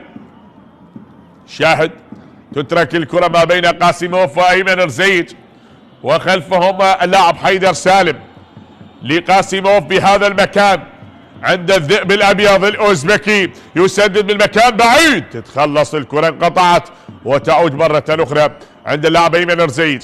من أيمن رزيج تترك الكرة يا أيمن بهذا المكان بعد ما غادرت أرضية الملعب أحمد عبد الحسين لمصلحة نادي أمانة بغداد، وتصل بالتقدم. كرة تغادر أرضية الملعب، محاولات مستمرة بتبادل الهجمات من خلال معطيات هذه المباراة وندية هذا اللقاء ما بين الفريقين. شاهد بأجواء ممطرة، بطقس جميل. هنا بهذه الأجواء ابتلت القمصان وكل شيء بأحداث المباراة، وأبطلوها زاخو بالشوط الأول بهدف اللاعب ديبوتي أوغانا، ولا زالت مستمرة من أجل العبور وتعديل نتيجة المباراة. هذا بالنسبة لنادي زاخو، وبالنسبة لأمانة بغداد الذي يسعى للعودة وتعديل نتيجة المباراة. أحمد عبد الحسين يلعب الكرة الجانبية من أحمد عبد الحسين، يرميها لكن تقدم بهذه الطريقة، عد بهذه الطريقة، وصلت بمنتصف ملعب المباراة، تتخلص تيميروف، ولكن هناك خطأ، سقوط لاعب على أرضية الملعب، وحكم مباراة لا زال يشاهد، والمباراة مستمرة لن تتوقف عند اللاعب ديبوتي. يترك الكرة تغادر أرضية الملعب. سقوط أحد اللاعبين جبار، وهذا ناصر محمدو. بعد الكرة الماضية عدة لقاءات جمعت الفريقين، بالفعل 20 مواجهة خلال مواجهات الفريقين. سلامة للاعب ميلاد فلاح، سلامة يا ميلاد فلاح بعد الاشتراك بالكرة الماضية ما بين اللاعب ميلاد فلاح ومهدي كامل باللقطة الماضية. عدة مواجهات 20 مواجهة، وهذه المواجهة رقم 21 خلال لقاءات الفريقين. فاز نادي أمانة بغداد ب7 لقاءات، بينما فاز زاخو ب5 لقاءات، حضر التعادل ب8 لقاءات خلال الفريقين، كواحدة من أكبر الانتصارات التي جمعت الفريقين في موسم 2018. 3-1 لنادي زاخو، عفوا لنادي أمانة بغداد، فاز بها أمانة بغداد على زاخو 3-1. 2-1 هذه النتيجة تكررت 3 مرات لنادي أمانة بغداد، وأيضا تكررت مرتين لنادي زاخو. 2-0 مرة واحدة لنادي أمانة بغداد، 1-0 مرتين، وكذلك 1-0 أيضا مرتين، تكررت 3 مرات لنادي أمانة بغداد. آخر لقاء كان في موسم 24، نعم، ديون ريباس، يومها سجل ذلك الهدف الوحيد. ميلاد فلاح الآن يغادر أرضية الملعب، هذه بعد العودة للفار. حكم المباراة يتأكد الآن بالفعل ليعطي القرار الحاسم الكابتن محمد كامل بعد العودة لغرفة الفار. كما ذكرت نادي أمانة بغداد الذي يسعى من أجل أن يعدل نتيجة المباراة وأن يضمد جراح الجولة الماضية بعد الخسارة التي تلقاها من نادي هوك. هو فاز ب5 مباريات وخسر 5 مباريات، بينما فاز في مباراة على نادي القاسم 1-0، على نفط ميسان 4-1، وفاز على الطلب 2-1، وعلى نوروز 1-0، وعلى الشرطة 2-1. خسر من ديالى 2-1، من الموصل 3-0، من النفط 3-0، من النجف 1-0، ومن هوك 1-0. هذه النتائج التي خسر بها والتي فاز بها نادي أمانة بغداد. بينما بالطرف الآخر صاحب الأرض، هذا التدخل باللقطة الماضية، هل كان هناك دخول مباشر على قدم اللاعب ميلاد فلاح من اللاعب مهدي كامل؟ وهل يستوجب أن يعطي البطاقة الحمراء ولا يكتفي بالبطاقة الصفراء، يترك القرار لحكم المباراة؟ نعم، استدعى الكابتن يوسف سعيد هناك من غرفة الفار. بطاقة حمراء كما قلت. نعم، هل تستوجب البطاقة الحمراء بعد الدخول المباشر؟ هل كان دخول متهور من اللاعب مهدي كامل على قدم اللاعب ميلاد فلاح بعد ان استدعاه الكابتن يوسف سعيد بغرفة الفار؟ قال له تعال يا كابتن محمد، تعال والقي نظرة بشاشة الفار لعلك تتأكد من القرار. تستوجب بطاقة حمراء، لا فقط أن تكتفي بالبطاقة الصفراء بهذا الدخول على قدم اللاعب. وكذلك نعم، بهكذا حالات يتدخل الفار بتحديد الهوية الخاطئة، وكذلك أيضا بحالة الطرد المباشر، وبهدف أو ليست هدف، وجزاء أو ليست جزاء. وبهذه الحالة تدخل الفار. يوسف سعيد قال لحكم المباراة تعال يا كابتن محمد كامل وألقي نظرة بنفسك حتى تحسم القرار. أنا أعتقد بأن هنالك بطاقة حمراء لا تكتفي فقط بالبطاقة الصفراء، وعاد، وبعد أن عاد أعطى البطاقة الحمراء على اللاعب مهدي كامل. إذن سيلعب نادي زاخو ب10 لاعبين لما تبقي من أحداث المباراة. وهل سيستغل أمانة بغداد هذا النقص العددي ليكمل ما تبقي من المباراة ويعود لكي يعدل نتيجة المباراة؟ نشاهد، نتابع. إذا مهدي كامل يطرد من المباراة بالدقيقة بالفعل 56 أو 55 من المباراة بعد تلقيه البطاقة الحمراء والكرة الثابتة بهذا المكان. ركلة حرة مباشرة الآن، نتابع لمصلحة نادي أمانة بغداد، يسعون من أجل الوصول. هذا قاسموف هو على التنفيذ، الأوزبكي يسدد بالمكان بعيد بتصويبة قوية إلى خارج أرضية الملعب. تسديدة اللاعب باختيار قاسموف، سدد من مكان بعيد، ونظرات للمدرب أحمد خلف. شاهد تصويبة اللاعب قاسموف، واحد من اللاعبين المميزين في دورينا اللاعب قاسموف. هذا هو لاعب نادي أمانة بغداد اللي سجل هدفين في شباك الشرطة بتلك المباراة التي جمعت الشرطة وأمانة بغداد والتي انتهت بهدفين مقابل هدف. نقلة الآن سريعا للأمام بالراس وإلى خارج أرضية الملعب. لازلنا نتابع حتى هذه اللحظات والمباراة مستمرة بتقدم صاحب الأرض بهدف مقابل لا شيء. أسامة رشيد يترك الكرة. أسامة هو على التنفيذ. الرمية الجانبية من أسامة رشيد تصل وبالتقدم مرة أخرى. هذه عدت الآن ولا زالت المحاولات مستمرة. هناك بنقلة سريعة لمصلحة كتيبة أمانة بغداد، عدت لأمانة بغداد، استمرت وبالتقدم. هنا العبور، محاولة الوصول، والكرة تنقطع وإلى خارج أرضية الملعب. كرة غادرت أرضية ملعب المباراة. هذا إيليو آدم، والكلام من اللاعب إيليو آدم. تستمر ندية المباراة بهذا التقدم بهدف مقابل لا شيء بعد الاحتكاك هناك باللقطة الماضية ما بين اللاعب أيمن زيج واللاعب إيليو آدم. باللقطة الماضية الكلام يدور بعد دفع اللاعب إيليو.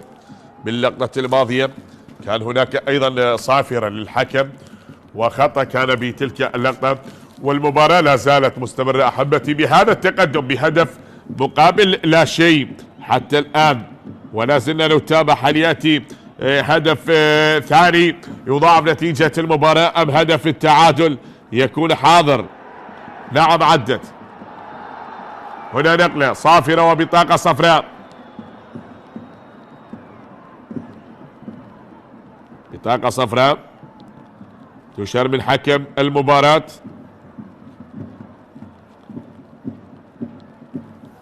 بعد طرد اللاعب مهدي الذي طرد بالبطاقة الحمراء بعد تدخله على قدم اللاعب ميلاد فلاح كابتن الفريق، وأصبح نادي زاخو يلعب ب10 لاعبين.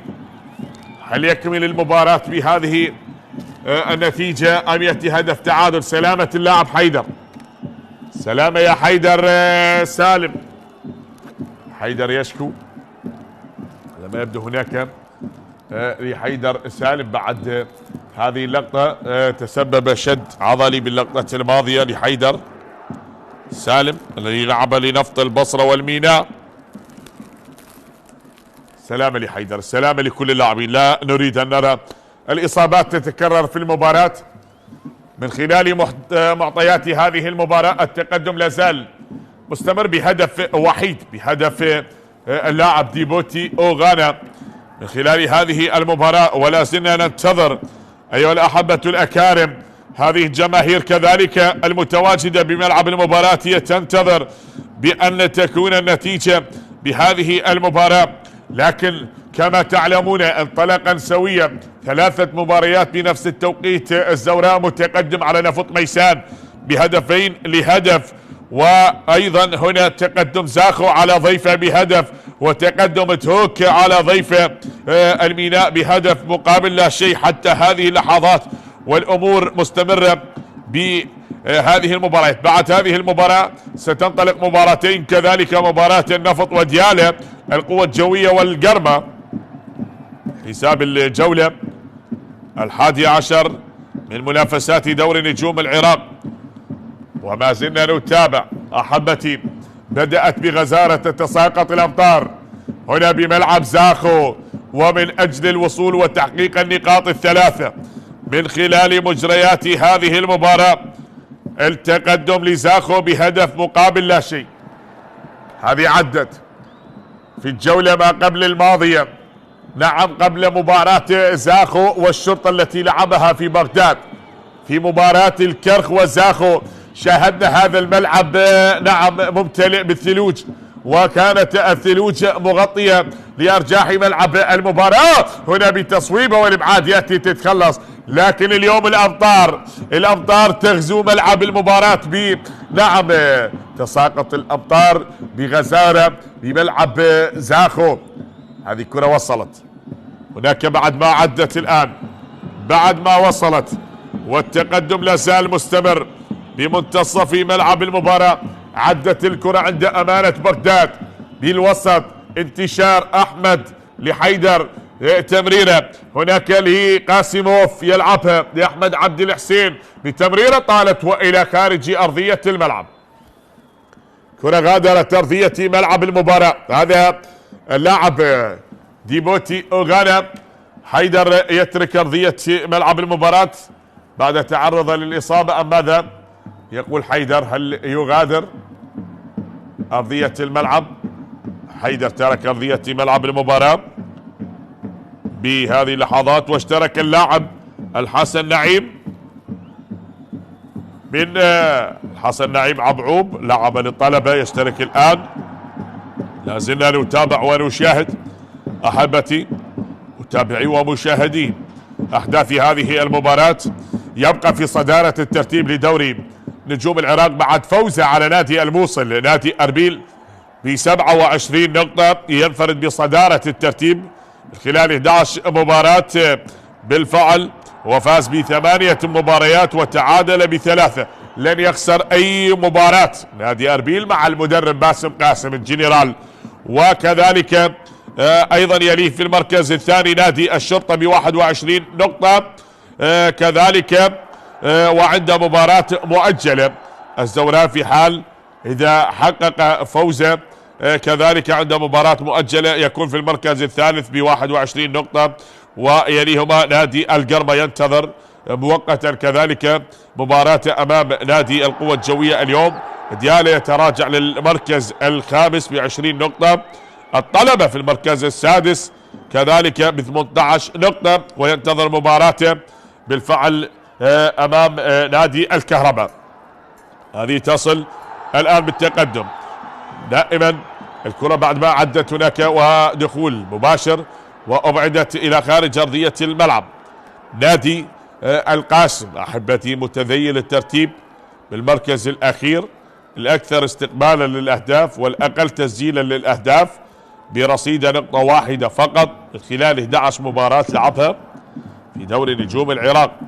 وكذلك بالمركز 19 نادي نفط ميسان أيضا لعب 11 مباراة حتى الآن لم يسجل إلا 11 هدف، بينما يستقبل حتى هذه اللحظة 20 هدف برصيده بالفعل 6 نقاط فقط.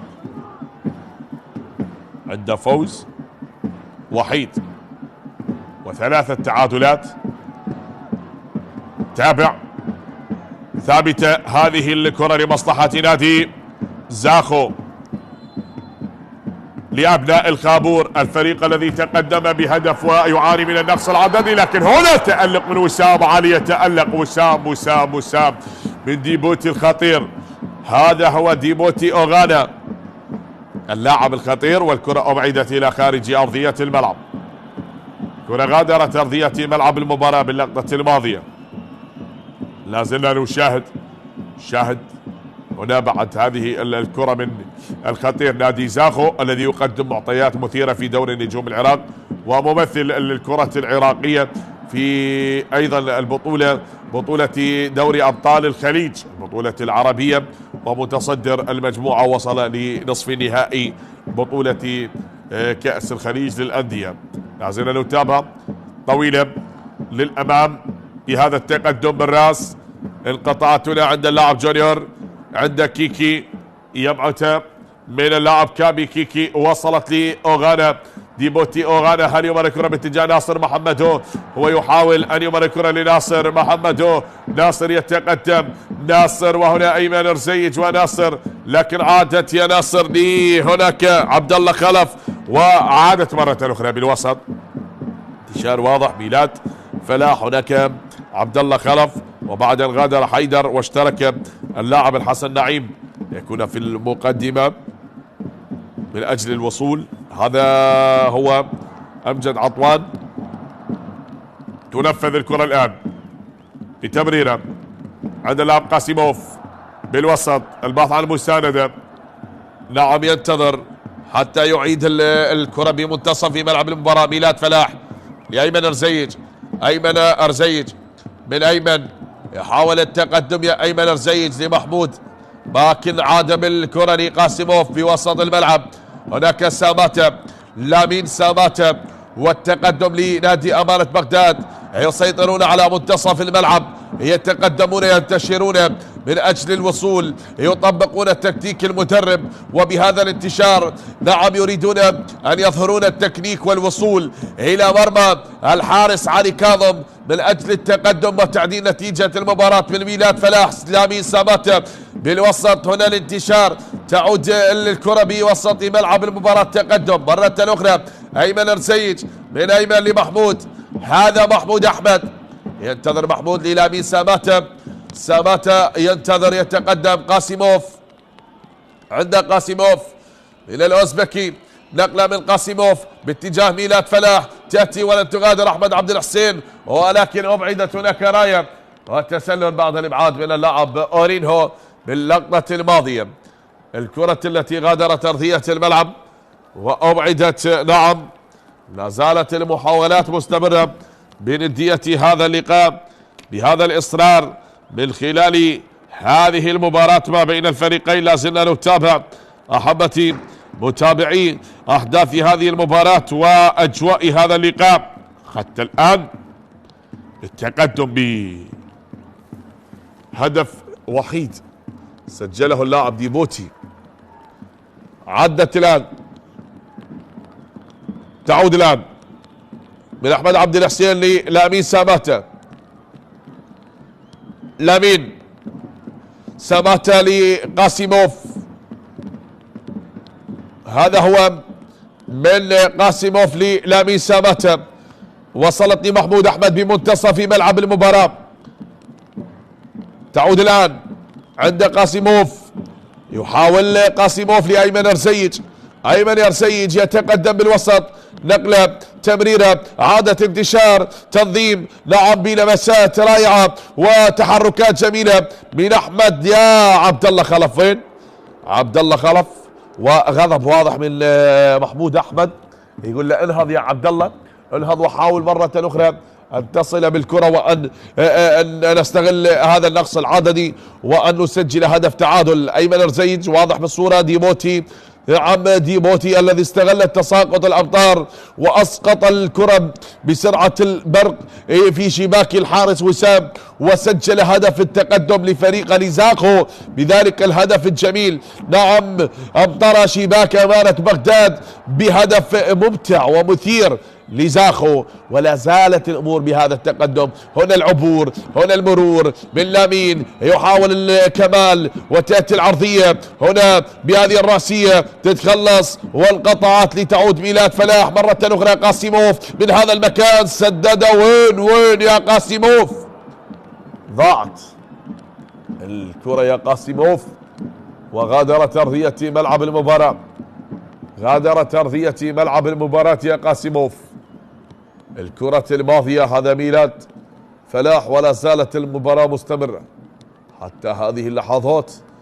التقدم بهدف دون رد يعطي الأفضلية للفريق المتقدم، ولكن لا زلنا نشاهد حتى هذه اللحظات ونحن نلعب بالدقيقة 72 من مجريات المباراة والتقدم بالفعل لصاحب الأرض بهدف دون رد. بينما هنا كمال يحاول، كمال المغربي يحاول الوصول والتقدم لتسجيل هدف يعدل نتيجة المباراة، هدف يعيد الأمل يعيد الثقة بلاعبي أمانة بغداد. بعد ذلك الاشتكاك من اللاعب أورينهو أو من اللاعب أوليفيرا الذي تدخل بالكرة الماضية وعرقل مرور اللاعب باللقطة الماضية. لا زلنا نشاهد بهذه اللقطة وهنا علي كاظم. يقف علي كاظم متفرجا يشاهد، نعم لينقذ مرمى الفريق. بينما على التنفيذ قاسيموف من هذا المكان يلعبها قاسيموف. الله على اسود العاصمة، يسجلون هدف التعادل أم لا؟ أم لا؟ ماذا هناك؟ بغداد تريد أن تعود بهدف تعادل، وأيمن رزيج ماذا يقول؟ الهدف يتأمل الفرحة بأن تكتمل لأسود العاصمة. وهناك على ما يبدو القرار من المساعد. ماذا يقول؟ ينتظر أيمن رزيج بأن تكتمل فرحة التعادل بهذه الكرة الثابتة، بهذا التقدم، بهذه الراسية. هو جاء من الخلف ولكن هناك قرار عند المساعد باسم مصر.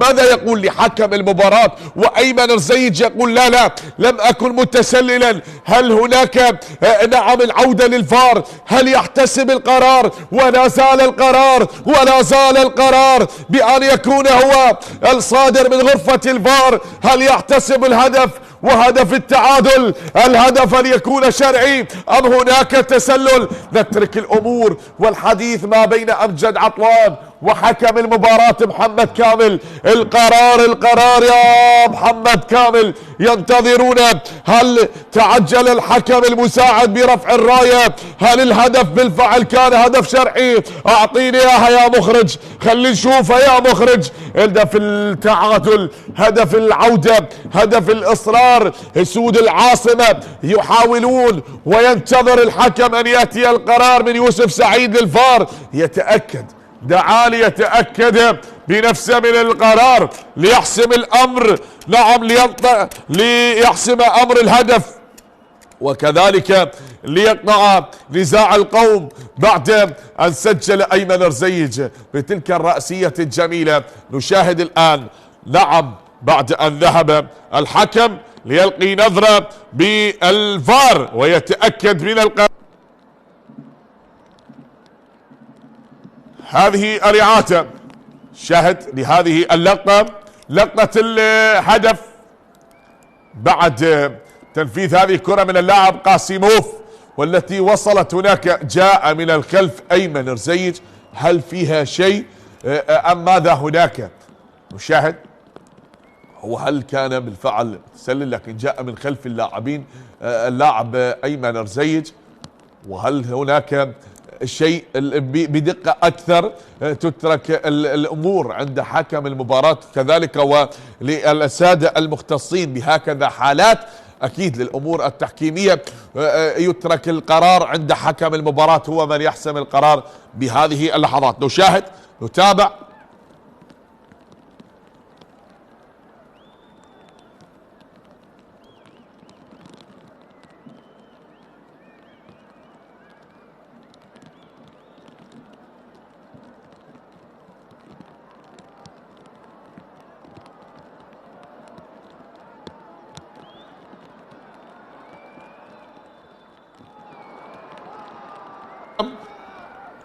للقرار حكم المباراة يحتسب الهدف. نعم، الهدف التعادل يأتي لمصلحة أمانة بغداد.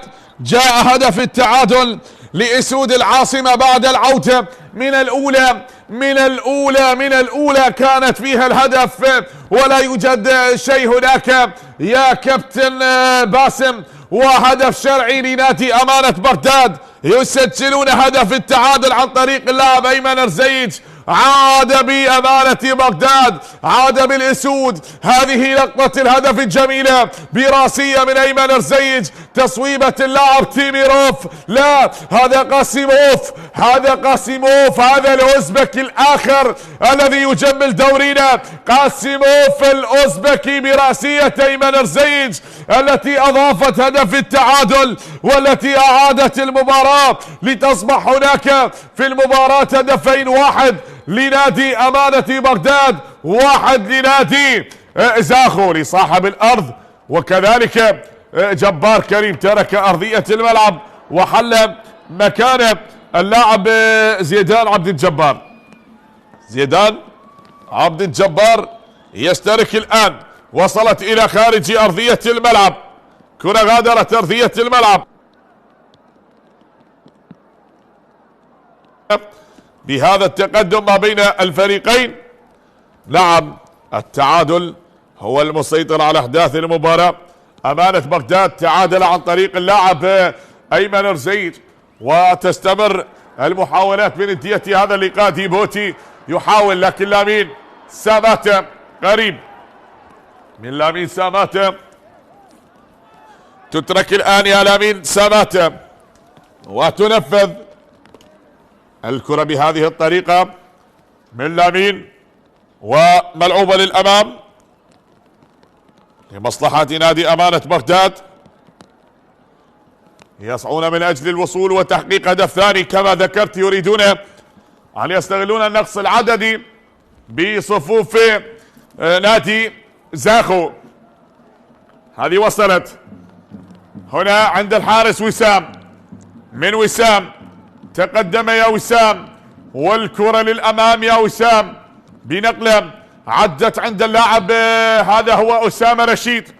يلعبها أسامة ومحاولة مستمرة يا أسامة لكي تعود مجددا بنقلة أخرى بمنتصف ملعب المباراة. رورينهو تقدم، عد البرازيلي، مر البرازيلي بهذه الطريقة وهو يحاول الوصول من أجل التقدم لنادي زاخو والعودة بهدف يضاعف النتيجة. يلعبون ب10 لاعبين ويريدون أن يتقدموا، أن لا يضيعوا هذه المباراة. تصل مرة أخرى. شاهد هنا من يريد أن يترقب ويريد أن يستمتع في المباراة، ينتظر حتى النهاية حتى تقول مبروك للفائز وهارب لك للخاسر، لكن لا خاسر حتى الآن، والتعادل هو المسيطر على أحداث هذه المباراة. لازلنا نتابع أحبتي بعد تلك الكرة وبعد ذلك التدخل. سلامة اللاعب، تدخل باللقطة الماضية وبطاقة صفراء. البطاقة الصفراء تشهر الآن من حكم المباراة بعد ما سجل هدف التعادل، وبعد أن عاد الحكم لغرفة الفار وانتظر القرار بأن يكون من الكابتن يوسف سعيد. شاهد هذا التدخل هو باللقطة الماضية، هذا هو التدخل باللقطة الماضية. لا زلنا نتابع. نعم، دخول اللاعب اورينهو البرازيلي اللاعب اوليفيرا من تدخل مع اللاعب ايمن رزيج بتلك اللقطة. وهنا الكرة الثابتة لمصلحة نادي زاخو على التنفيذ. امجد عطوان هو على التنفيذ الان، نفذ الكرة الثابتة. هنا التقدم، ياتي الابعاد، تتخلص اسامة رشيد، محمد علي عبود، من علي عبود. هذه الكرة عند اللاعب كيكي، تقدم عند اللاعب ديبوتي. تدخل ديبوتي، وحكم المباراة يعطي استمرارية اللاعب، لا وجود لشيء. ديبوتي الذي استغل الاجواء الممطرة وامطر شباك امانة بغداد بهدف التقدم الاول، لكن عاد بعد ذلك برأسية من ايمن رزيج التي عدلت نتيجة المباراة. ولا زالت الامور مستمرة. هنا توجيهات للمدرب وسام رزق، المدرب الذي سبق وان درب نادي القوة الجوية. وهنا في الجهة الاخرى الكابتن احمد خلف. تصل الكرة الان بالتقدم بمنتصف ملعب المباراة بنقلة سريعة والى خارج ارضية ملعب المباراة. هذا هو البرازيلي اوليفيرا. وبعد تلك اللقطة التي يبعد الشاهد الاعادة للقطة اللاعب ديبوتي اوغانا النيجيري، واشتراك اللاعب لامين ساماتا باللقطة الماضية مع ديبوتي بتلك اللقطة.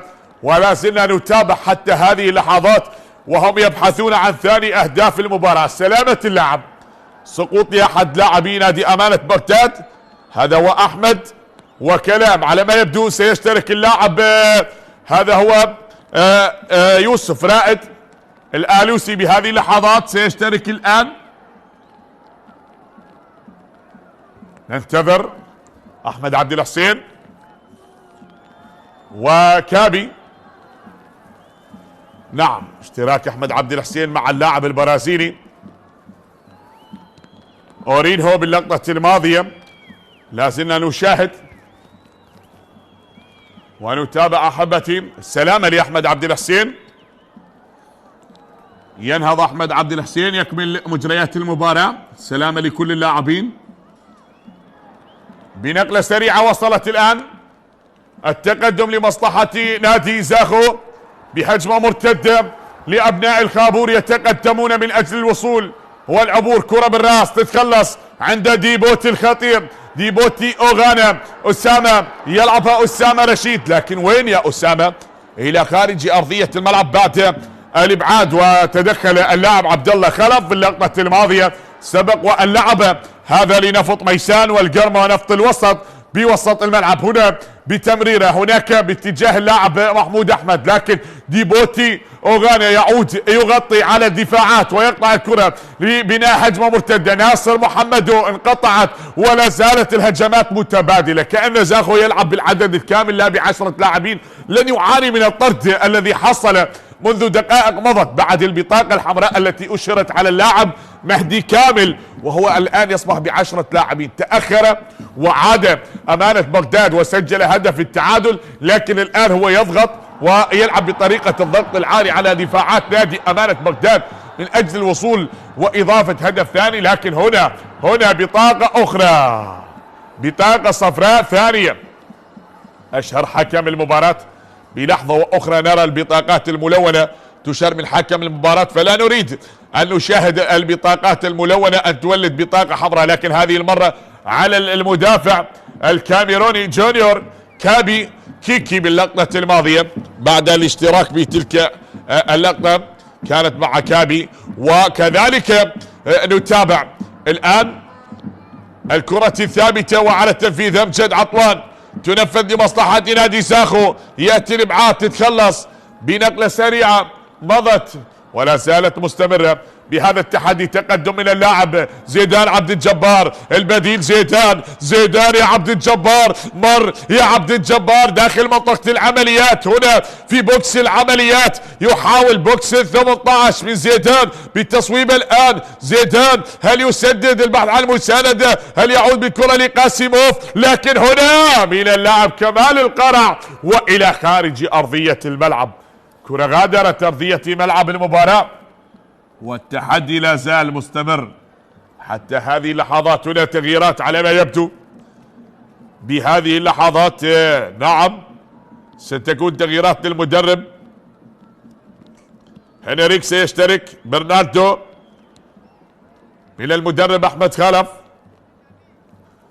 هذا كمال القرع وعلى ما يبدو هذا بينو فلافينو. هنريك هو الذي سيشترك وموسيس بيدرو وهنريك البرازيلي والأونغولي سيشتركون الآن بنقلة سريعة للأمام. سيبدأ المدرب أحمد خلف بتعزيز خط الهجوم من أجل الوصول وتسجيل الأهداف.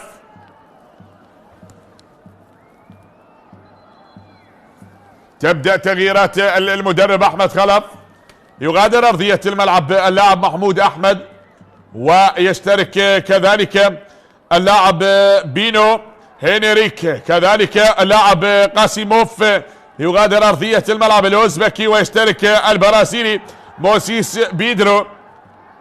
تغييرين الآن للمدرب أحمد خلف بهذه اللحظات. نعم يزج ببطاقاته الهجومية من أجل التقدم وتحقيق نتيجة إيجابية خارج الديار بعد أن تأخر بهدف. عاد وتمكن من تعديل نتيجة المباراة. الآن زج باللاعب موسيس بيدرو وبينو اللاعب بينو هنريك برناردو. بهذه اللحظات بهذه الدقائق المتبقية نلعب بالدقيقة 86 من مجريات هذه المباراة لحساب الجولة 11 من دوري نجوم العراق. عادة سريعة لعلي كاظم. علي كاظم في المرمى لأبناء الخابور. وسط هذه الأجواء الممطرة انتظرنا من يمطر الشباك لكن بدأوها أصحاب الأرض وأمطر الشباك بهدف من اللاعب. هذا هو ديبوتي الذي يتقدم والكرة إلى خارج أرضية الملعب. غادرت أرضية الملعب من اللاعب ديبوتي.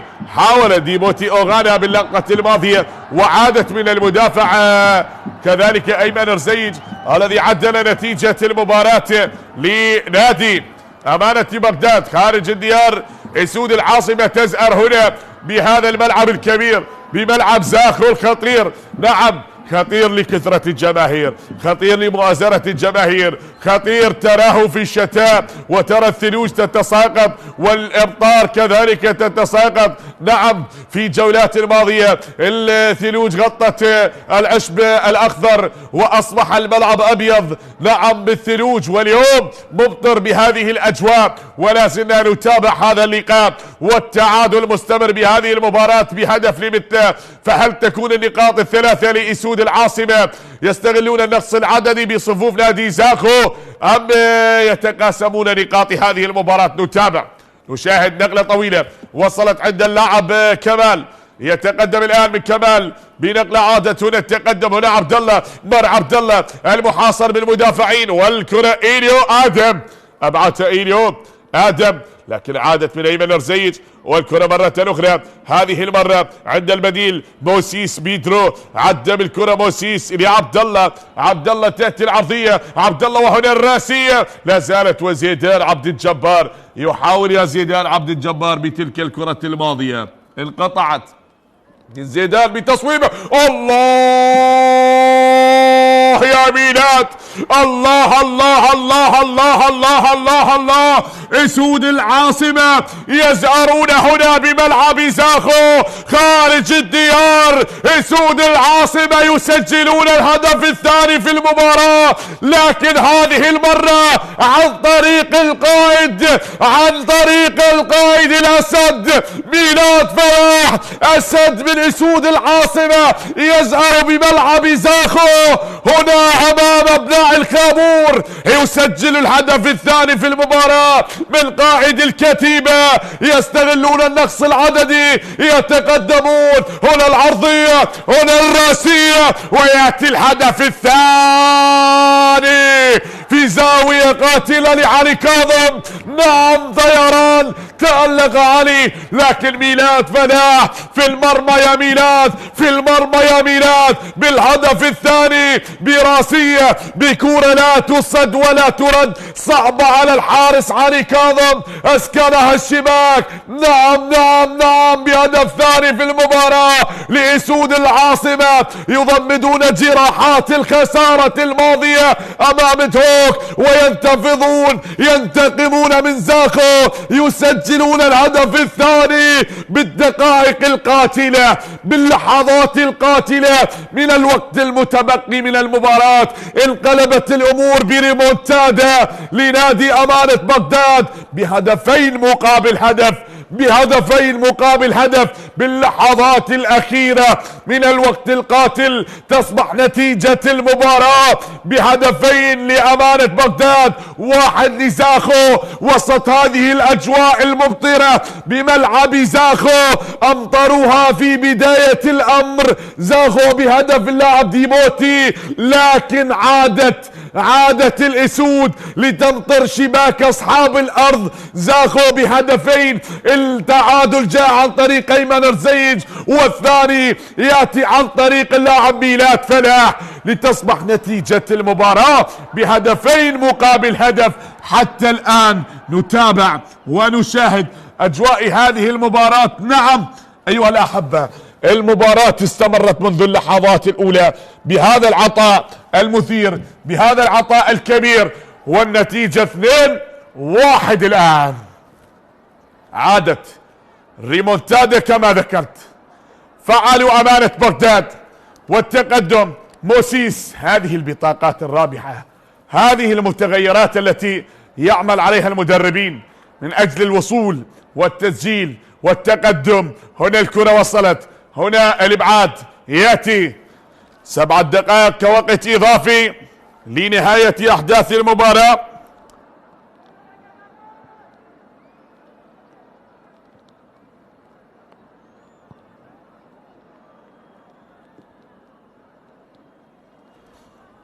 تعود الآن كرة بمنتصف الملعب، محاولة عدت لنادي زاخو الذي يلعب بالوقت الإضافي ويريد أن يعدل نتيجة المباراة.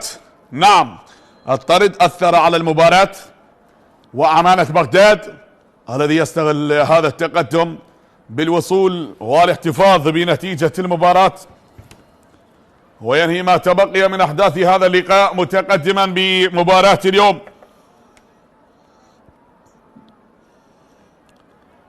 بعد التقدم أصبح لنادي أمانة بغداد بهدفين مقابل هدف، ولا زلنا نشاهد الكرة بعد أن عدت. هذه كي تصل الآن عند أمجد عطوان على التنفيذ، هو على التنفيذ اللاعب الخبرة من أمجد عطوان. كرة بالراس، انقطعت يا أمجد عطوان، انقطعت يا أمجد عطوان. زاخو صعب بأرضه، زاخو من الفرق العنيدة بأرضه، الفريق الذي لا يستسلم بسهولة، الفريق الصعب والعنيد بأرضه وأمام جمهوره. الكرة بعد أن عادت، هل يلحق الهزيمة بزاخو نادي أمانة بغداد؟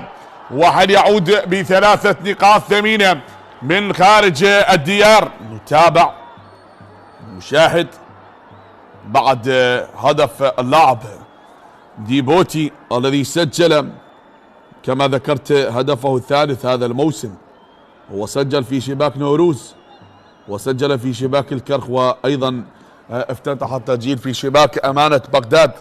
لكن تغيرت الأمور هناك بعد الدخول مع اللاعب يوسف رائد. كانت هناك مطالبة، هل كان خروج الحارس بالفعل على الكرة أم كانت هناك بعد ذلك التدخل؟ لكن الكرة وصلت قبل ذلك.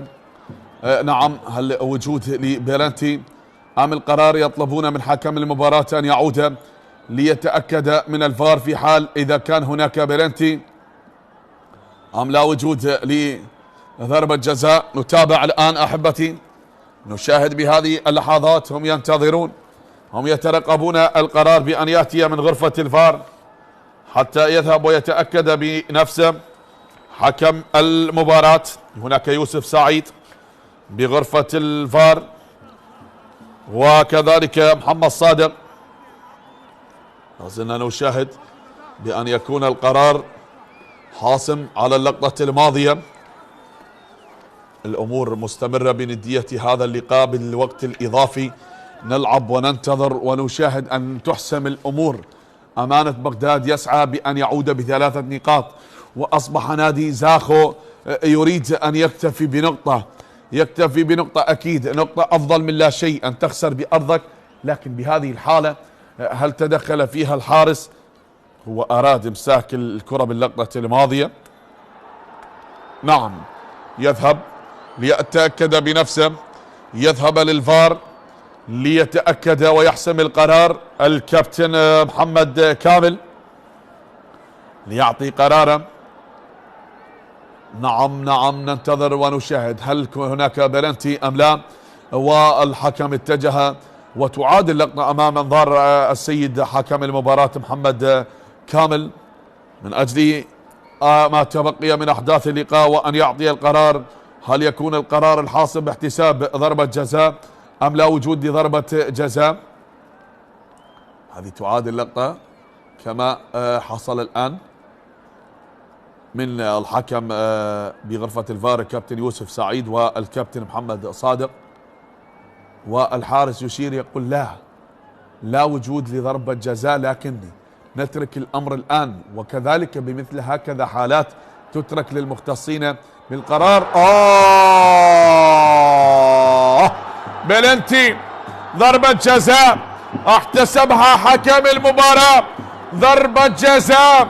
نعم، تعيد الأمل لنادي زاخو، ضربة جزاء عادت بالمباراة، عادت ضربة الجزاء الآن لمصلحة نادي نعم زاخو، تعود بالمباراة. نتابع نشاهد أحبتي، فماذا هناك بعد القرار وبعد عودة حكم المباراة؟ بالأكيد هم ينتظرون القرار بعد أن جاء من حكم المباراة واحتساب ضربة جزاء. الآن ضربة جزاء بعد خروج الحارس وسام علي، والقرار الآن يأتي باحتساب ضربة جزاء بعد أن ذكرنا في الدقائق الأخيرة المثيرة وبعد أن سجل نادي أمانة بغداد الهدف الثاني في المباراة، وقلنا حدثت ريمونتادا لنادي أمانة بغداد. لكن بعد تقدم اللاعب يوسف رائد الآلوسي وكذلك الخطأ والبطاقة الصفراء، تشار على الحارس وسام علي ويتحصل على بطاقة صفراء في الوقت الإضافي. هل يعدلون زاخو نتيجة المباراة؟ زاخو هل يتقاسمون نقاط هذه المباراة؟ نتابع. زاخو الذي يريد أن يخرج بنقطة بأرضه، نقطة أفضل من الخسارة أن يخسر أمام جماهيره بعد أن تأخر بالوقت القاتل، عاد ليتحصل على ضربة جزاء. زاخو الذي تحصل على ضربة جزاء في الوقت الإضافي من اللاعب الآلوسي يوسف رائد، وأمجد عطوان هو الآن على التنفيذ بمواجهة الحارس وسام علي. أمجد عطوان الفنان اللاعب الخبرة كابتن الفريق، يتقدم أمجد عطوان بمواجهة وسام علي، يتقدم الفنان. الله يا أمجد عطوان، الله الله الله يا فنان أمجد عطوان. نعم، يعدل نتيجة المباراة ويأتي بهدف التعادل باللحظات القاتلة من الوقت الإضافي. زاخو يعدلون نتيجة المباراة، فيا لها من إثارة ويا لها من ندية كبيرة ما بين أسود العاصمة وأبناء الخابور. شاهد هنا الإعادة، تصدى لها وسام علي ولكنها دخلت المرمى وجاءت بالخبر السعيد بهدف التعادل ياتي لنادي زاخو، يتقاسمون نقاط هذه المباراة. 2 لزاخو، 2 لأمانة بغداد. لن تنتهي الأمور بعد، بل هدفين لأمانة بغداد وهدفين لنادي زاخو بالوقت القاتل. نعم نعم، أجواء مثيرة، أجواء رائعة. 4 أهداف حتى الآن في المباراة، 2 لأبناء خابور و2 لأسود العاصمة. مضت الكرة، عدت هنا التقدم مجددا لكي تصل بنقلة أخرى. هذه عادت الكرة قريبة الآن وتصل هناك لكابي، يلعبها التقدم مرة أخرى، تصل والإبعاد يأتي إلى خارج أرضية الملعب. ضاعت الكرة إلى خارج أرضية الملعب لمحاولة طويلة بالوسط. الإبعاد، لحظات بقيت على صافرة النهاية، لكن بعد أن عاد للفار الحكم وأعطى القرار. كذلك تستمر في الدقائق المتبقية من أجواء المباراة. وهنا الكرة التي عدت، لازلنا نتابع، لازلنا نشاهد. أخرى تصل والتقدم مستمر. الكرة عدت، ممكن أن يكون الثالث، ممكن أن يكون الهدف القاتل بتصويبة، لكن هنا تدخل من كمال القرع باللقطة الماضية، وبتلك الكرة التي عدت كادت أن تكون في المرمى، ولكنها ذهبت هناك إلى أن تصدى لها وصافرة حكم المباراة بالفعل أحبتي التي أعلنت عن نهاية أحداث المباراة بالتعادل الإيجابي بين الفريقين. 2 لنادي زاخو، 2 لنادي أمانة بغداد. إذن يتقاسمون نقاط هذه المباراة. شكرا للفريقين، قدما مباراة ممتعة، مباراة رائعة بجمال الأمطار التي تساقطت في أجواء هذه المباراة. شكرا للفريقين، على أمل أن ألتقيكم في يوم آخر ومباراة أخرى. تقبلوا تحياتي معلق هذه المباراة حسين الساعدي، والسلام عليكم ورحمة الله وبركاته.